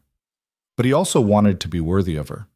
And right now, sitting in his small house with his failing business and his mountain of insecurities, he didn't feel worthy at all. Saturday morning, Sophie found him at the kitchen table, head pillowed on his arms, the whiskey bottle still out. "Dad?" Her voice was small, worried. Liam sat up quickly, wincing at the headache that immediately bloomed behind his eyes. "Hey, sweetheart, what are you doing up so early?" "It's not early. It's 9:30. She climbed into the chair across from him, her expression too serious for a 9-year-old. "Are you sad about Victoria?" "What makes you think I'm sad about Victoria?" "You've been weird all week, and Emma heard you on the phone with Aunt Maya. You were yelling." "I wasn't yelling. You were talking loud about how you messed everything up." Liam rubbed his face. "I didn't mess everything up." "Did you break up with her?" "It's complicated, Soph." "Do you love her?" The question stopped him cold. Did he love Victoria? They'd only known each other for 6 weeks. That wasn't enough time to love someone, was it? But then he thought about the way his chest ached when he saw something funny and couldn't immediately share it with her. The way he reached for his phone a dozen times a day to text her before remembering they weren't talking. The way everything felt muted and gray without her in it. "Yeah," Liam said quietly. "I think I do." "Then why aren't you with her?" "Because I'm scared." Of what? How did he explain this to a 9-year-old? How did he articulate the fear of not being enough, of becoming dependent on someone who could leave, of losing himself in trying to measure up to her world? "I'm scared that she's too good for me," he said finally, "that eventually she'll realize she made a mistake." Sophie frowned. "That's dumb." "Thanks, sweetheart. Very helpful." "No, I mean it. You're a good dad and you work really hard and you're nice to people. Why wouldn't she want to be with you?" "It's not that simple." "It is, though. Emma and I like her. She likes you. You like her. That's all that matters." If only it were that simple. But Sophie was looking at him with such conviction, such absolute certainty that the adult complications didn't matter, that Liam felt something shift. Maybe she was right. Maybe he was overcomplicating this because he was too afraid to just let himself be happy. What should I do? He asked. Tell her you're sorry and that you love her. Just like that? Just like that. It's what happens in all the movies. Emma appeared in the doorway, rubbing sleep from her eyes. Are we talking about Victoria? Dad loves her, but he's being stupid about it, Sophie announced. Sophie, it's true. You need to fix it. I agree, Emma said, climbing into Liam's lap despite being almost too big for it. We miss her. You've met her twice. And we decided we like her, so fix it. Liam looked at his daughters, at their absolute faith that love was simple and fixable, and felt something crack open in his chest. When had he become so cynical? When had he started believing that good things couldn't happen to him? Okay, he said, I'll try. Today, Sophie insisted, I need to figure out what to say. No, you don't. You just say you're sorry, and you are being dumb, and you love her. That's it. It's really not that simple. Both twins looked at him with identical expressions of exasperation, and Liam realized he was being outvoted by two 9-year-olds. Fine. Today. But today turned into tomorrow, and tomorrow turned into Monday, because Liam kept chickening out. He'd pull up Victoria's number and stare at it, trying to find the right words, and then lose his nerve. How did you apologize for pushing someone away when they were only trying to help? How did you admit you'd been an idiot without sounding like you were only coming back because you needed something?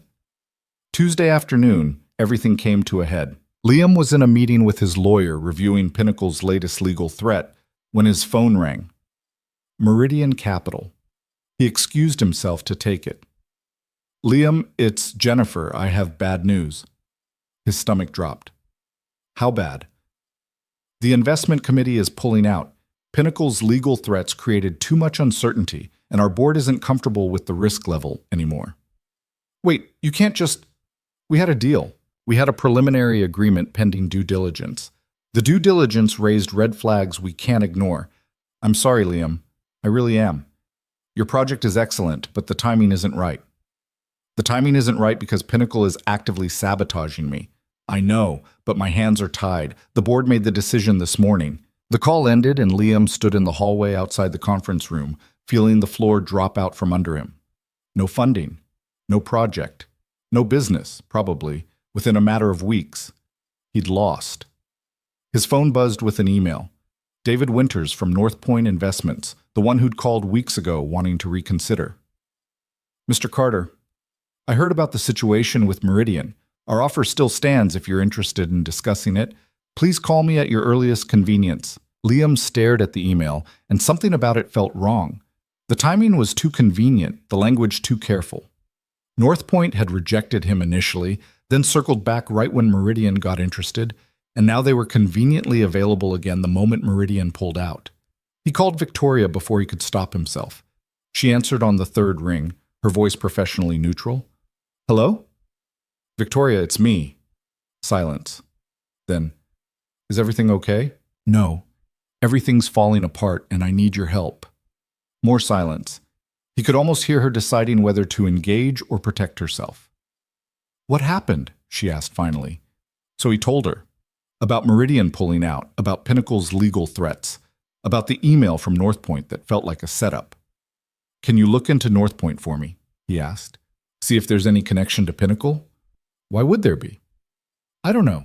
It just feels wrong. Liam, please. I know I don't deserve to ask you for anything after how I acted, but I'm asking anyway. Please help me figure out what's going on. Victoria was quiet for so long he thought she might hang up. Then she said, I'll make some calls. Give me a few hours. Thank you. Don't thank me yet. I might not find anything. But she did. She called him back 3 hours later, her voice tight with barely controlled anger. North Point is a shell company owned by Pinnacle Holdings. They set you up. The initial rejection, the sudden reconsideration, the convenient timing, all of it was designed to make you desperate enough to accept their terms. What terms? I'm guessing they'll offer you funding with conditions that give them control over your project. Probably partnership agreements, board seats, veto power over decisions. They want your community relationships and your credibility, but they want to control the outcome. Liam leaned against his car in the parking lot, feeling sick. How did you figure that out? I have a very thorough research team, and I'm motivated. Also, I may have called in a favor from a friend at the SEC who's been watching Pinnacle for other irregularities. Victoria, don't. I'm not done being angry at you. I know, but I need to see you. Can I come over tonight? Why? Because I need to apologize in person, because I was an idiot, and I'm sorry, and I miss you. He heard her breath catch slightly. Liam, please, even if you don't want to see me again after, just give me a chance to say what I should have said weeks ago. Another long pause. Okay. Come over at 8. The rest of the day crawled by. Liam went through the motions of work, wrapped up the meeting with his lawyer, sent emails he barely registered writing. At 6, he picked up the twins from after-school care and took them home. Are you seeing Victoria tonight? Emma asked while he was making dinner. How did you know? You're wearing your nice shirt. You only wear that when you're seeing her. I have multiple nice shirts. You really don't, Sophie said. Are you going to tell her you love her? Maybe, if she doesn't kick me out first. She won't kick you out. She likes you. How are you so sure? Because she looked at you the same way you look at us, like you're important. The observation was so astute and unexpected that Liam had to turn away to hide how much it affected him. When had his daughters gotten so perceptive? He got them fed and settled with Maya, who gave him a long, knowing look but didn't say anything, and drove to Victoria's building. Robert the doorman greeted him with something that might have been approval. Good to see you again, Mr. Carter. Thanks, Robert. Sorry about the radio silence. We all make mistakes. The important thing is fixing them. The elevator ride up felt longer than usual. Liam's heart was hammering and his hands were sweating, and he felt like a teenager about to ask someone to prom. He checked his reflection in the mirrored elevator wall and immediately regretted it. He looked exhausted and nervous and completely out of his depth. The doors opened directly into Victoria's penthouse. She was waiting in the living room, standing by the windows with her arms crossed. She'd changed out of whatever she'd worn to work, now in dark jeans and a cream sweater that made her look softer, more approachable, but her expression was guarded. Hi, Liam said. Hi. They stood there 10 feet in a lifetime of unspoken things between them. Thank you for looking into North Point, Liam started. You're welcome. And thank you for seeing me tonight. I know I don't deserve... Liam, just say what you came to say. He took a breath. I'm sorry. For everything. For pushing you away. For making you feel like your help wasn't wanted. For being so caught up in my own pride that I couldn't see what you were actually doing. Victoria's expression didn't change. What was I actually doing? Caring about me. Supporting me. Being the partner I was too scared to admit I needed. And you figured this out now? I figured it out the night I left. I've just been too much of a coward to do anything about it. Why now? Because I lost the Meridian funding and I realized that the worst thing wasn't losing the project. It was losing you and being too stubborn to fight for you back. Victoria's arms tightened across her chest, her jaw working like she was trying to decide whether to trust him. You hurt me, Liam. You made me feel like everything I did to help you was wrong, like I was smothering you or taking over your life. I was just trying to show you that you didn't have to do everything alone. I know. And you were right. I do try to do everything alone. I've been doing it for so long I forgot how to let anyone in. He took a step closer. But I want to let you in. I want to be the kind of person who can accept help without feeling like a failure. I want to be with you, Victoria. If you'll still have me. She turned away, looking out at the city lights, and Liam's heart sank. He'd waited too long, hurt her too badly. She was going to tell him to leave, and he'd have no one to blame but himself. I don't want to be with someone who's going to run every time things get hard, Victoria said quietly. I don't want to be with someone who sees my success as a threat instead of something we can share. I don't see it as a threat anymore. I see it as part of who you are. And I love who you are. She turned back to face him, and her eyes were bright with unshed tears. You love me? Yeah, I do. I love your strength and your intelligence and the way you don't take any of my bullshit. I love that you helped me even when I was being an idiot about it. I love that my daughters adore you and you treat them like they matter. He closed the distance between them. I love you, Victoria, and I'm sorry it took me losing everything to figure out that you're what I should have been fighting for all along. A tear slipped down her cheek and she wiped it away impatiently. You're sure? Because I can't do this if you're going to panic and push me away again the first time I try to help you. I'm sure.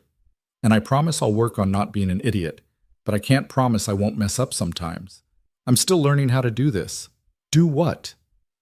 Let someone love me. Let myself love someone back. Victoria closed the remaining distance between them and took his hands.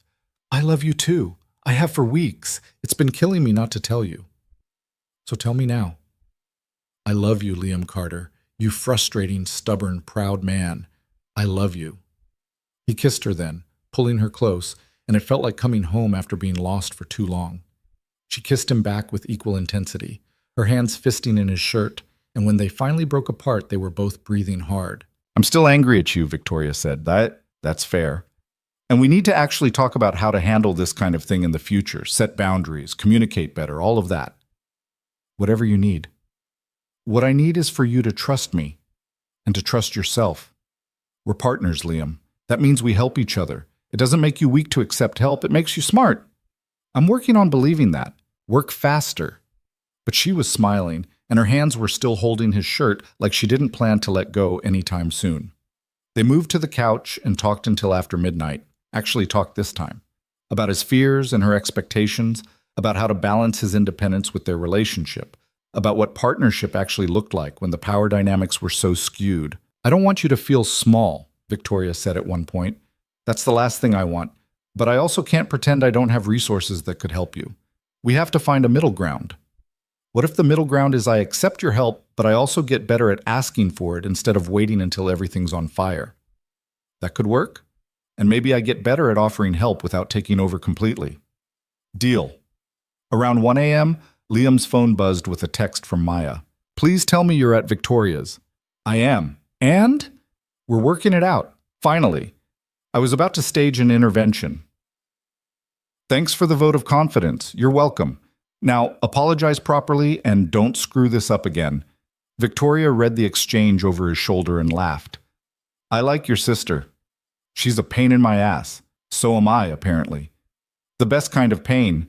They fell asleep on her couch, tangled together, and Liam woke up around 3 with a crick in his neck and Victoria drooling slightly on his shoulder. It was uncomfortable and imperfect and absolutely perfect. He extracted himself carefully and called for a car home, leaving Victoria a note on the counter. Had to get home to the twins. Thank you for giving me another chance. I won't waste it. I love you. L. The twins were already awake when he got home, sitting at the kitchen table with Maya, who gave him a knowing smirk. Walk of shame? She asked. We fell asleep on the couch. Nothing happened. Sure it didn't. Aunt Maya, Sophie said, did you tell her you love her? I did. And she said it back? She did. Both twins erupted in cheers, and Emma launched herself at him for a hug. Does this mean she's your girlfriend for real now? Yeah, sweetheart. For real this time. Good. We missed her. Maya left after breakfast, but not before cornering Liam at the door.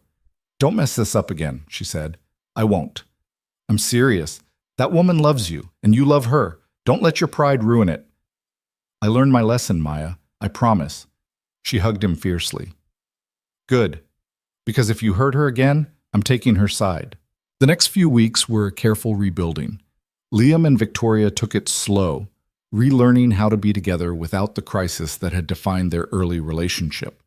They had dinner with the twins twice a week, coffee before her meetings, long phone calls where they talked about nothing important.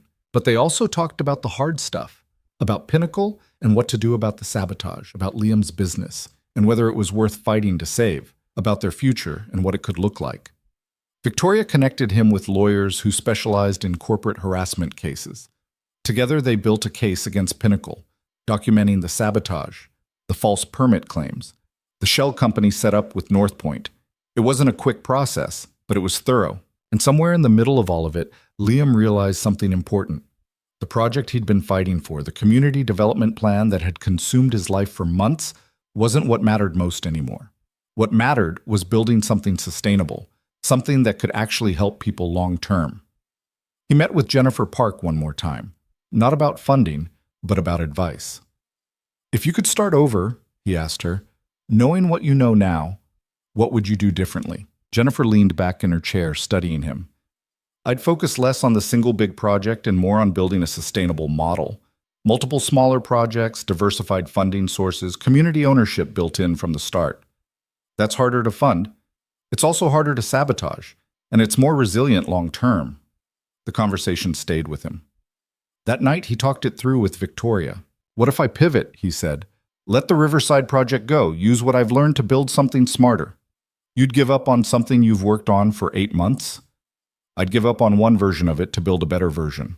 The community still needs help. I can still provide it, just differently. Victoria was quiet, turning her wine glass in those familiar slow circles. That's very mature of you. Don't sound so surprised.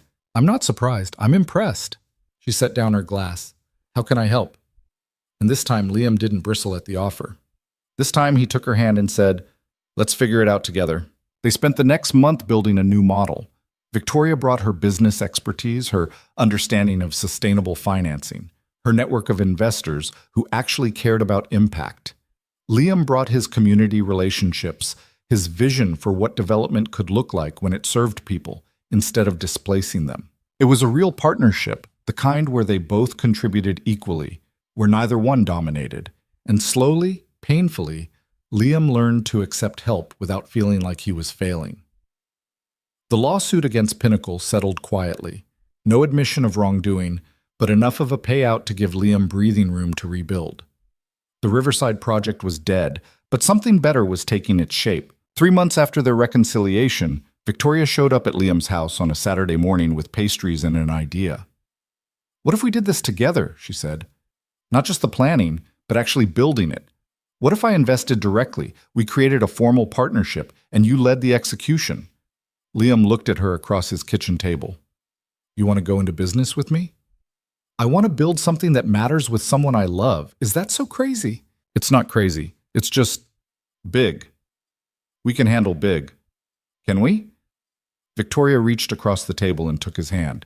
We've handled everything else. Sabotage, pride, fear, self-destruction.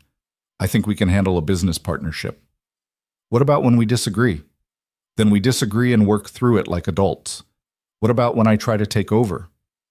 Then I tell you to back off, and you listen because you respect me. What about when you get in your head about not being good enough? Then you remind me that I am, and I try to believe you. They sat there, hands clasped, years of damage and weeks of rebuilding between them, and Liam thought about how far they'd come. From strangers at a restaurant to this, real partnership, real trust, real love. Okay, he said, let's do it. Yeah? Yeah, let's build something together. Victoria smiled, bright and genuine, and Liam leaned across the table to kiss her. The twins chose that moment to come thundering downstairs, of course, and caught them mid-kiss. Gross, Sophie declared. Are you getting married now? Emma asked hopefully. Not today, Liam said. But someday, Sophie pressed. He looked at Victoria, at the woman who'd somehow become essential to his life despite every obstacle they'd faced. Maybe someday, definitely someday, Victoria corrected quietly, and Liam's heart stumbled in his chest. Yeah, definitely someday. 1 year later, Liam stood in the same restaurant where everything had started, watching rain sheet down the windows in thick curtains that blurred the city into watercolor. Marcello's looked exactly the same. Same low lighting, same cloth napkins, same hostess who'd greeted Victoria by name that first night. But everything else had changed.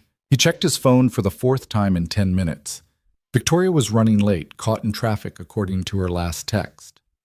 The twins were with Maya for the weekend, already informed that something important was happening tonight, though Liam had refused to give details.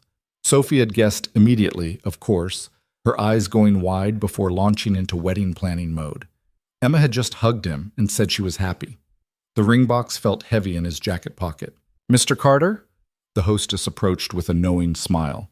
Your table is ready whenever you'd like to be seated. I'll wait for her, thanks. Of course. Liam turned back to the window and thought about the past year. It had been messy and complicated and nothing like the neat resolution he'd imagined when they'd first decided to build something together. But it had been real, and that mattered more than perfect. The business partnership had launched 6 months ago. Carter Hale Community Development, a name they'd argued about for 2 weeks before Victoria had finally worn him down.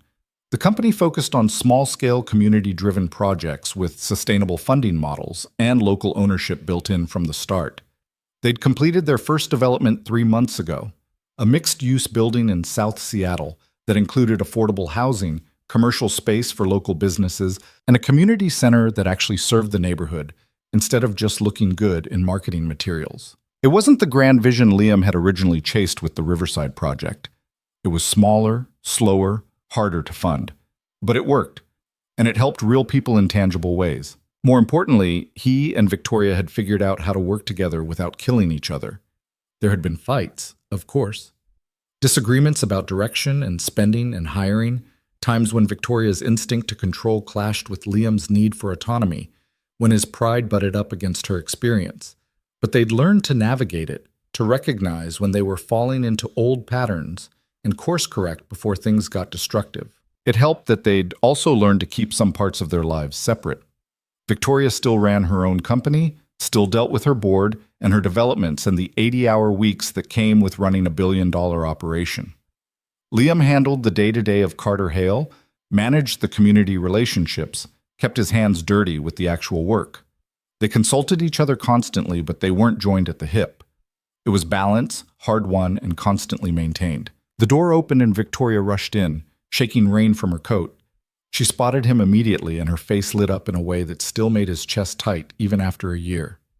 "Sorry I'm late," she said, reaching him slightly breathless. "The traffic was insane, and then I had a call that ran over, and—" Liam kissed her, cutting off the explanation. When he pulled back, she was smiling. "Hi," she said. "Hi yourself. You look nervous. Everything okay?" "Everything's fine, just hungry." They were seated at the same table they'd had a year ago, by the window overlooking the rain-soaked street.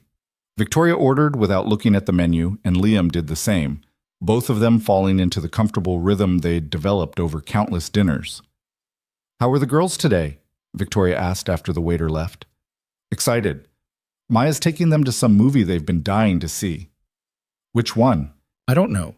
Something animated with talking animals. They all blend together at this point."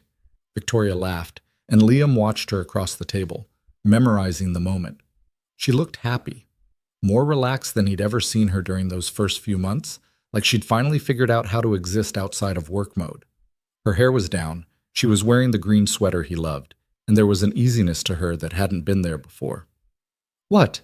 she asked, catching him staring. "Nothing. Just thinking about how much has changed. Good changes, I hope.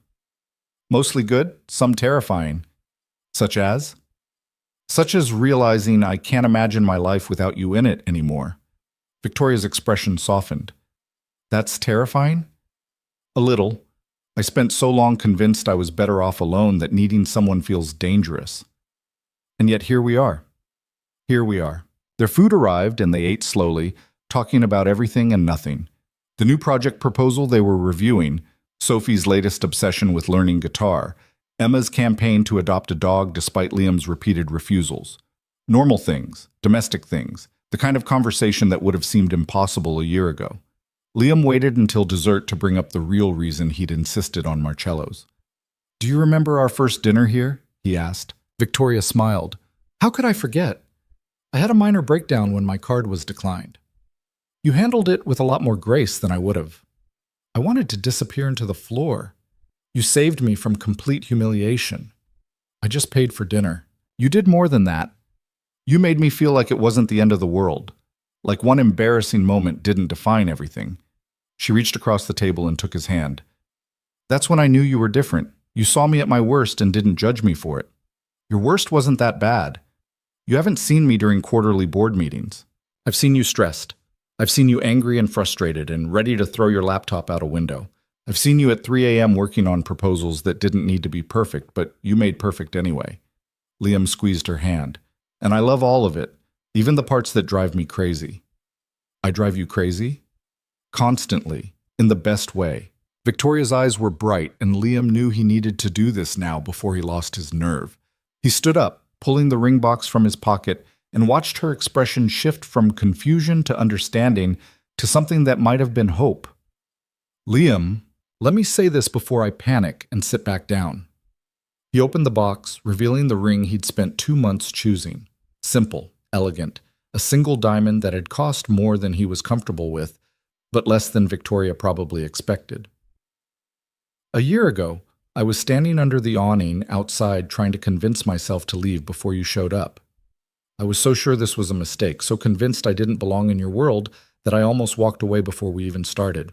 I'm glad you didn't, Victoria said quietly. Me too, because this year has been the best year of my life.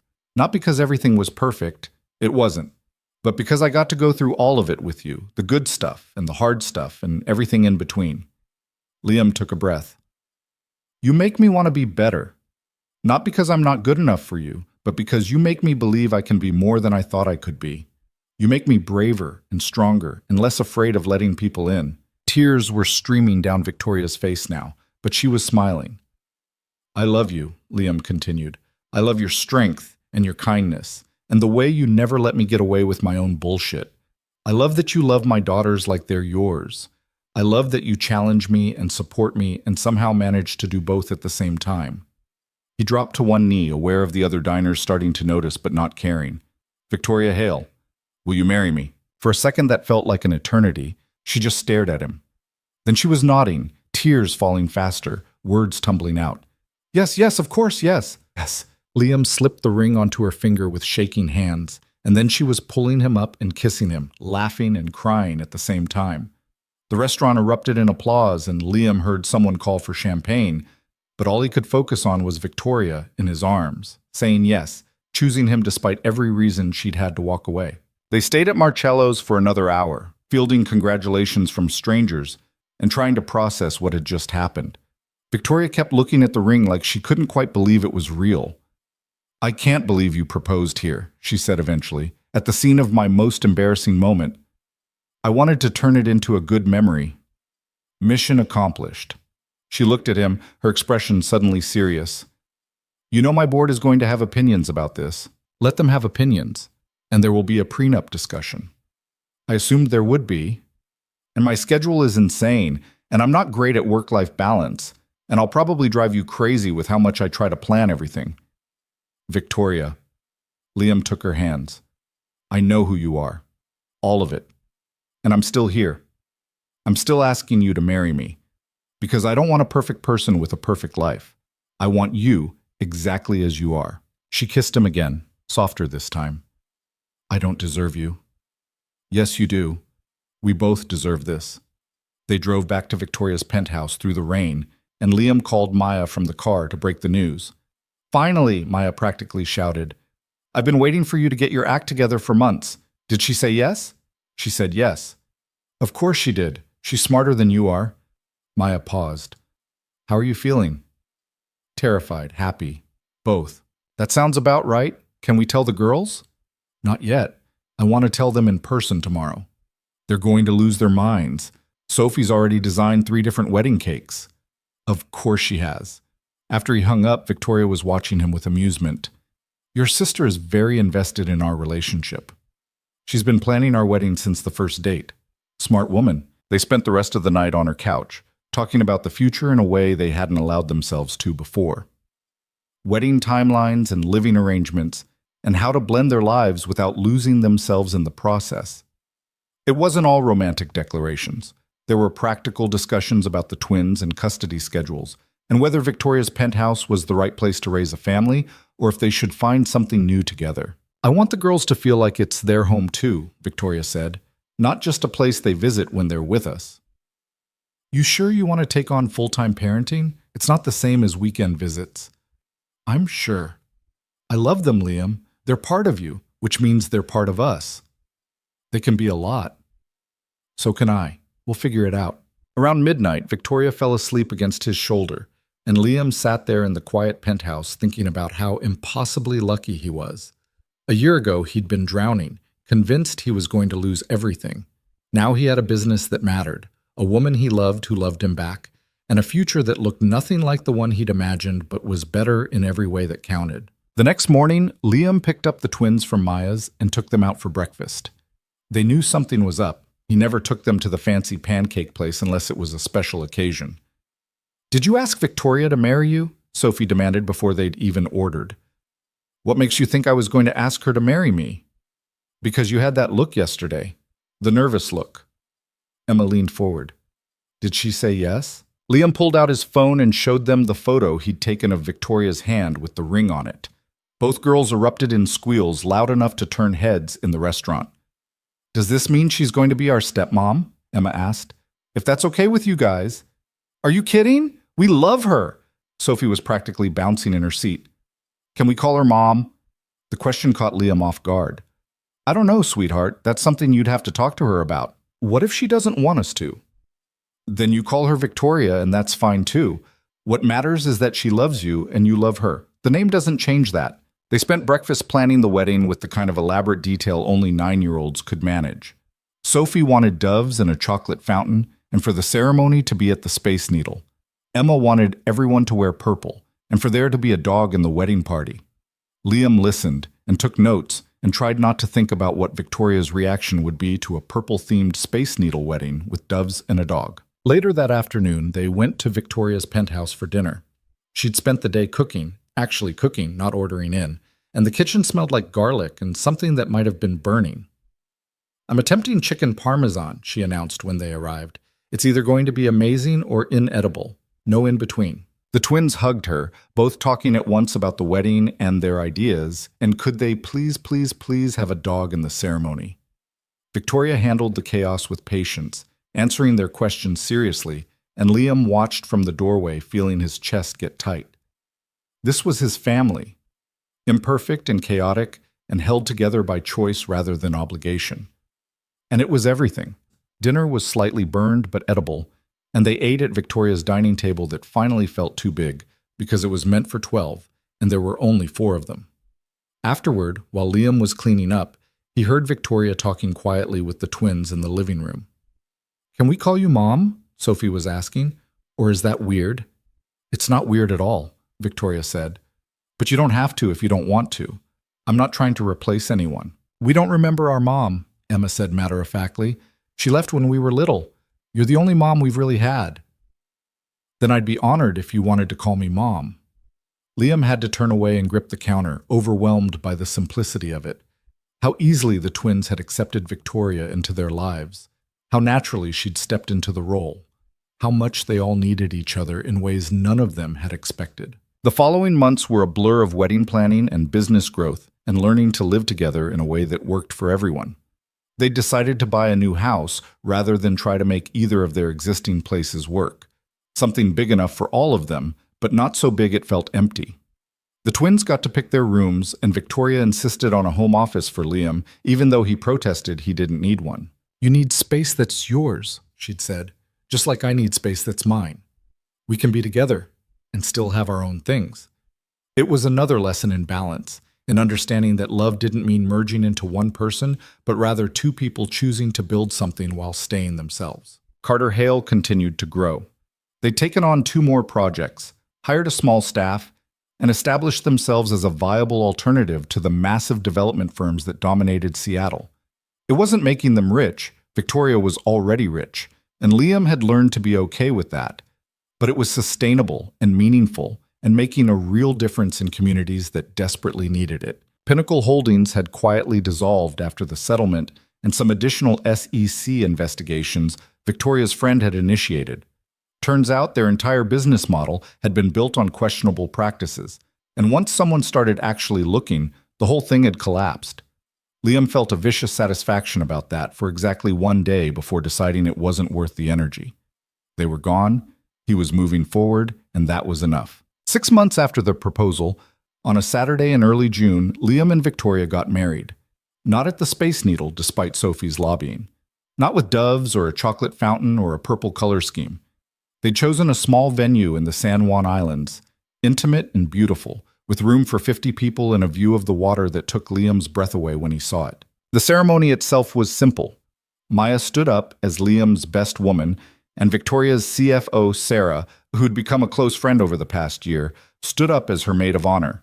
The twins were flower girls, wearing matching dresses they'd picked out themselves. And yes, there was a dog. Emma had worn Victoria down eventually, and one of their neighbors had agreed to let them borrow their golden retriever for the ceremony. Liam stood at the altar watching Victoria walk toward him and thought about how impossible this would have seemed 2 years ago. how convinced he'd been that he was better off alone, that letting someone in would only lead to pain, that he wasn't capable of building something real with another person. He'd been wrong about all of it. Victoria reached him and took his hands, her eyes bright with tears and happiness, and the officiant began the ceremony. Liam barely heard the words. He was too focused on Victoria's face, on the way she was looking at him like he was the only person in the world who mattered, on the absolute certainty that this was right. When it came time for vows, he'd written his own. Short, because long speeches made him uncomfortable, but from the heart.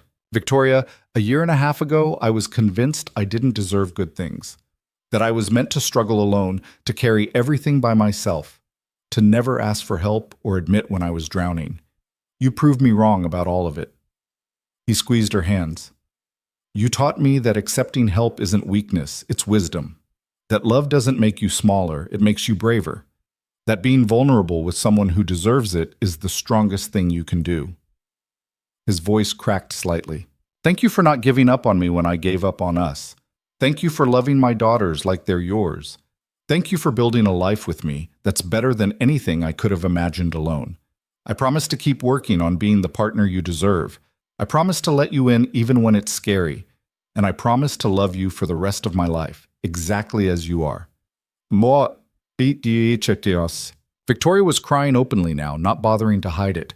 When it was her turn, she took a shaky breath. Liam, I spent most of my adult life behind walls, protecting myself, controlling everything, convinced that letting anyone close would only lead to betrayal. You were patient with those walls. You didn't try to break them down. You just kept showing up, kept being honest, kept proving that not everyone wants something from me. She wiped her eyes. You see me. Not my money or my company or what I can do for you, just me. The good parts and the messy parts and everything in between. And you love all of it. Her voice steadied. I promise to trust you, even when my instincts tell me to protect myself. I promise to support your dreams without trying to control them. I promise to love your daughters, our daughters, with everything I have. And I promise to keep choosing you every single day for the rest of our lives. The officiant pronounced them married, and Liam kissed his wife, while their friends and family cheered. The twins rushed forward to hug them both, and Sophie announced loudly that she'd told everyone this would happen, and Emma wanted to know if they could get a dog now that they were a real family. We'll talk about it, Victoria said, and Liam knew the twins had already won that battle. The reception was low-key and perfect. Good food, better wine, dancing that Liam was terrible at, but Victoria loved. Maya gave a toast that was equal parts heartfelt and embarrassing, recounting stories from their childhood that Liam would have preferred remain buried. Sarah spoke about watching Victoria transform over the past year, from someone who worked 80 hours a week and never smiled to someone who actually seemed happy. I didn't think anyone could break through her walls, Sarah said. But Liam did it by just being relentlessly himself, by refusing to be intimidated by her success and refusing to accept anything less than a real partnership. That's rare. That's special. And I'm so happy you found each other. Later, during a quiet moment while everyone else was dancing, Victoria pulled Liam outside to the terrace overlooking the water. How are you doing? She asked. Good. Great, actually. You? Same. She leaned against the railing, looking out at the sunset painting the water in shades of orange and pink. I keep thinking about that first dinner, how close I came to canceling, how sure I was that dating was a waste of time. I almost left before you got there. I know. You told me that in your vows. I mean it, though. If I'd left, if you'd canceled, none of this would have happened. We would have just missed each other. But we didn't. We showed up. We kept showing up even when it was hard. Especially when it was hard. Victoria turned to face him, her expression serious. I need you to know something. These past 2 years, building the business and the relationship and this life we have, it hasn't been easy. We've fought and struggled and hurt each other and had to learn how to fix it. But I wouldn't change any of it, not one single moment, because all of it led us here. Even the part where I was an idiot and pushed you away, especially that part, because you came back. You fought for us. And that meant everything. Liam pulled her close, wrapping his arms around her waist. I'm going to keep messing up sometimes, I'm still learning how to do this. So am I. We'll figure it out together. Together. I like the sound of that. They stood there as the sun set and the party continued inside, and Liam thought about all the moments that had led them here. The declined credit card and the nervous coffee dates and the business disasters and the pride that had nearly destroyed everything. The second chances and the hard conversations and the slow, painful work of learning to trust someone completely. It hadn't been a fairy tale. There hadn't been a dramatic rescue or a perfect happily ever after. Just two imperfect people choosing each other, over and over, through all the mess and uncertainty and fear. And that, Liam realized, was better than any fairy tale could have been, because it was real. The next morning, they left for a 2-week honeymoon in Italy, while Maya stayed with the twins. Liam had initially protested the length. 2 weeks away from the girls seemed too long, but Victoria had insisted they needed actual time to just be together without work or responsibilities or 9-year-olds interrupting every conversation. She'd been right, of course. They spent the time wandering through Rome and Florence and small villages whose names Liam couldn't pronounce, eating too much pasta and drinking too much wine and talking about everything and nothing. Victoria showed him parts of herself she'd kept hidden, stories from before she'd become the polished businesswoman the world saw. Liam told her about the years after his ex left, about the terror and loneliness and slow rebuilding of a life that had felt completely shattered. "I used to think I was broken," he admitted one night over dinner in a tiny restaurant in Tuscany. "Like something fundamental was wrong with me because I couldn't make it work with their mom, couldn't build a business that succeeded on the first try, couldn't figure out how to be happy alone. And now? Now I think I was just incomplete, not broken, just waiting for the right pieces to fall into place." "That's very philosophical of you." "I blame the wine. And you. You make me think about things differently." "Good. That's what I'm here for." They returned home tanned and relaxed and immediately overwhelmed by the twins' enthusiastic welcome. Sophie had approximately 800 questions about Italy, and Emma had decided she wanted to learn Italian immediately. The new house was ready for move-in, still full of boxes but starting to feel like home. Life settled into a new rhythm. Mornings were chaos, getting the twins ready for school, making sure everyone ate breakfast, the constant hunt for missing shoes and homework assignments. Evenings were quieter, family dinners where everyone talked about their day, homework at the kitchen table, while Liam and Victoria prepped for the next day's meetings. Weekends were a mix of the twins' activities and couple time, and the endless maintenance that came with owning a house and running a business and building a life. It wasn't perfect. The twins fought with each other and occasionally pushed back against Victoria's rules, testing boundaries the way kids do. Work was stressful and demanding, and there were nights when Liam and Victoria were both too exhausted to do anything but collapse on the couch. They still fought sometimes, still had to navigate the balance between Victoria's instinct to fix everything and Liam's need to solve his own problems. But they showed up for each other. Every single day, they chose each other. One evening, about 8 months after the wedding, Liam came home to find Victoria in the backyard with the twins and a golden retriever puppy. "Don't be mad," Victoria said immediately. "We begged her," Sophie added. "Like, a lot." "His name is Biscuit," Emma announced, holding the squirming puppy. "And he's perfect."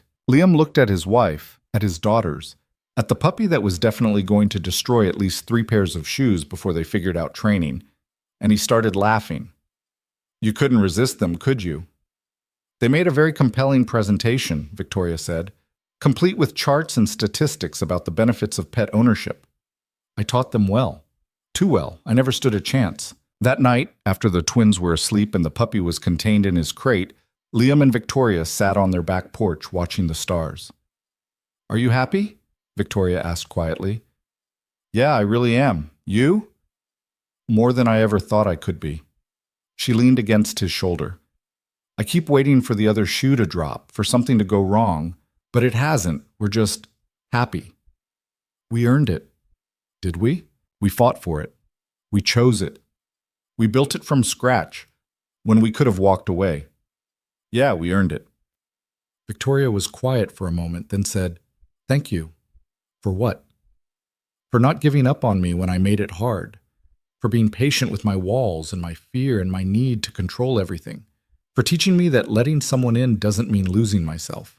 You taught me the same thing, that accepting help doesn't make me weak, that needing someone isn't failure, that love can be strong and healthy and equal even when the people in it aren't. We're pretty good at this, aren't we? We're learning. That's all anyone can do. They sat there in comfortable silence, and Liam thought about the journey that had brought them to this moment.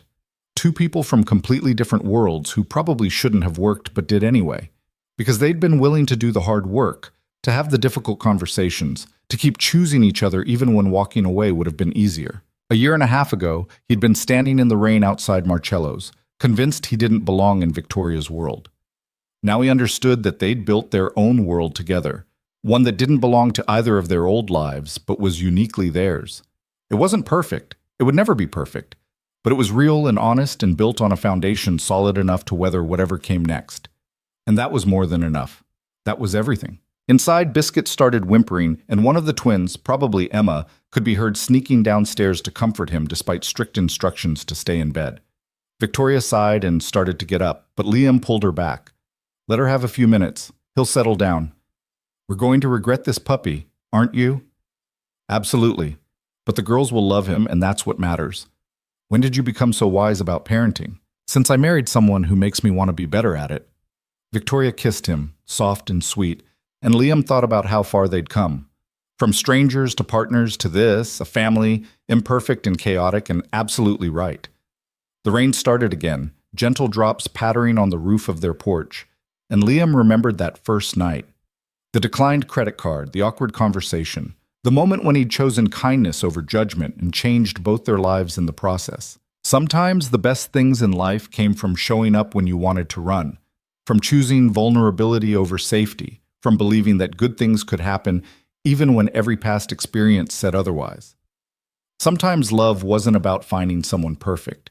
It was about finding someone willing to do the work alongside you, to build something real from nothing, to keep choosing each other through all the mess and uncertainty and fear. Liam had spent so long convinced he didn't deserve that kind of love, that he was meant to struggle alone, to protect himself from the pain of needing someone who might leave. But Victoria had proven him wrong, not by being perfect or by fixing all his problems or by making his life easy, but by showing up over and over even when he made it hard, by loving him enough to let him be imperfect, to make mistakes, to find his own way while knowing she was there if he needed her. That was the real gift. Not the money or the connections or the business opportunities, though those had mattered too. The real gift was the trust, the partnership, the absolute certainty that someone saw all of him, the good and the bad and the broken pieces he'd tried so hard to hide, and chose him anyway. Inside, Emma had successfully retrieved the puppy and brought him upstairs, because of course she had. They could hear Sophie's delighted squeal through the window. We should probably go deal with that, Victoria said. Probably. But they sat there for another minute, rain falling around them, hands clasped, building a life one imperfect moment at a time. And it was enough. It was everything. It was theirs.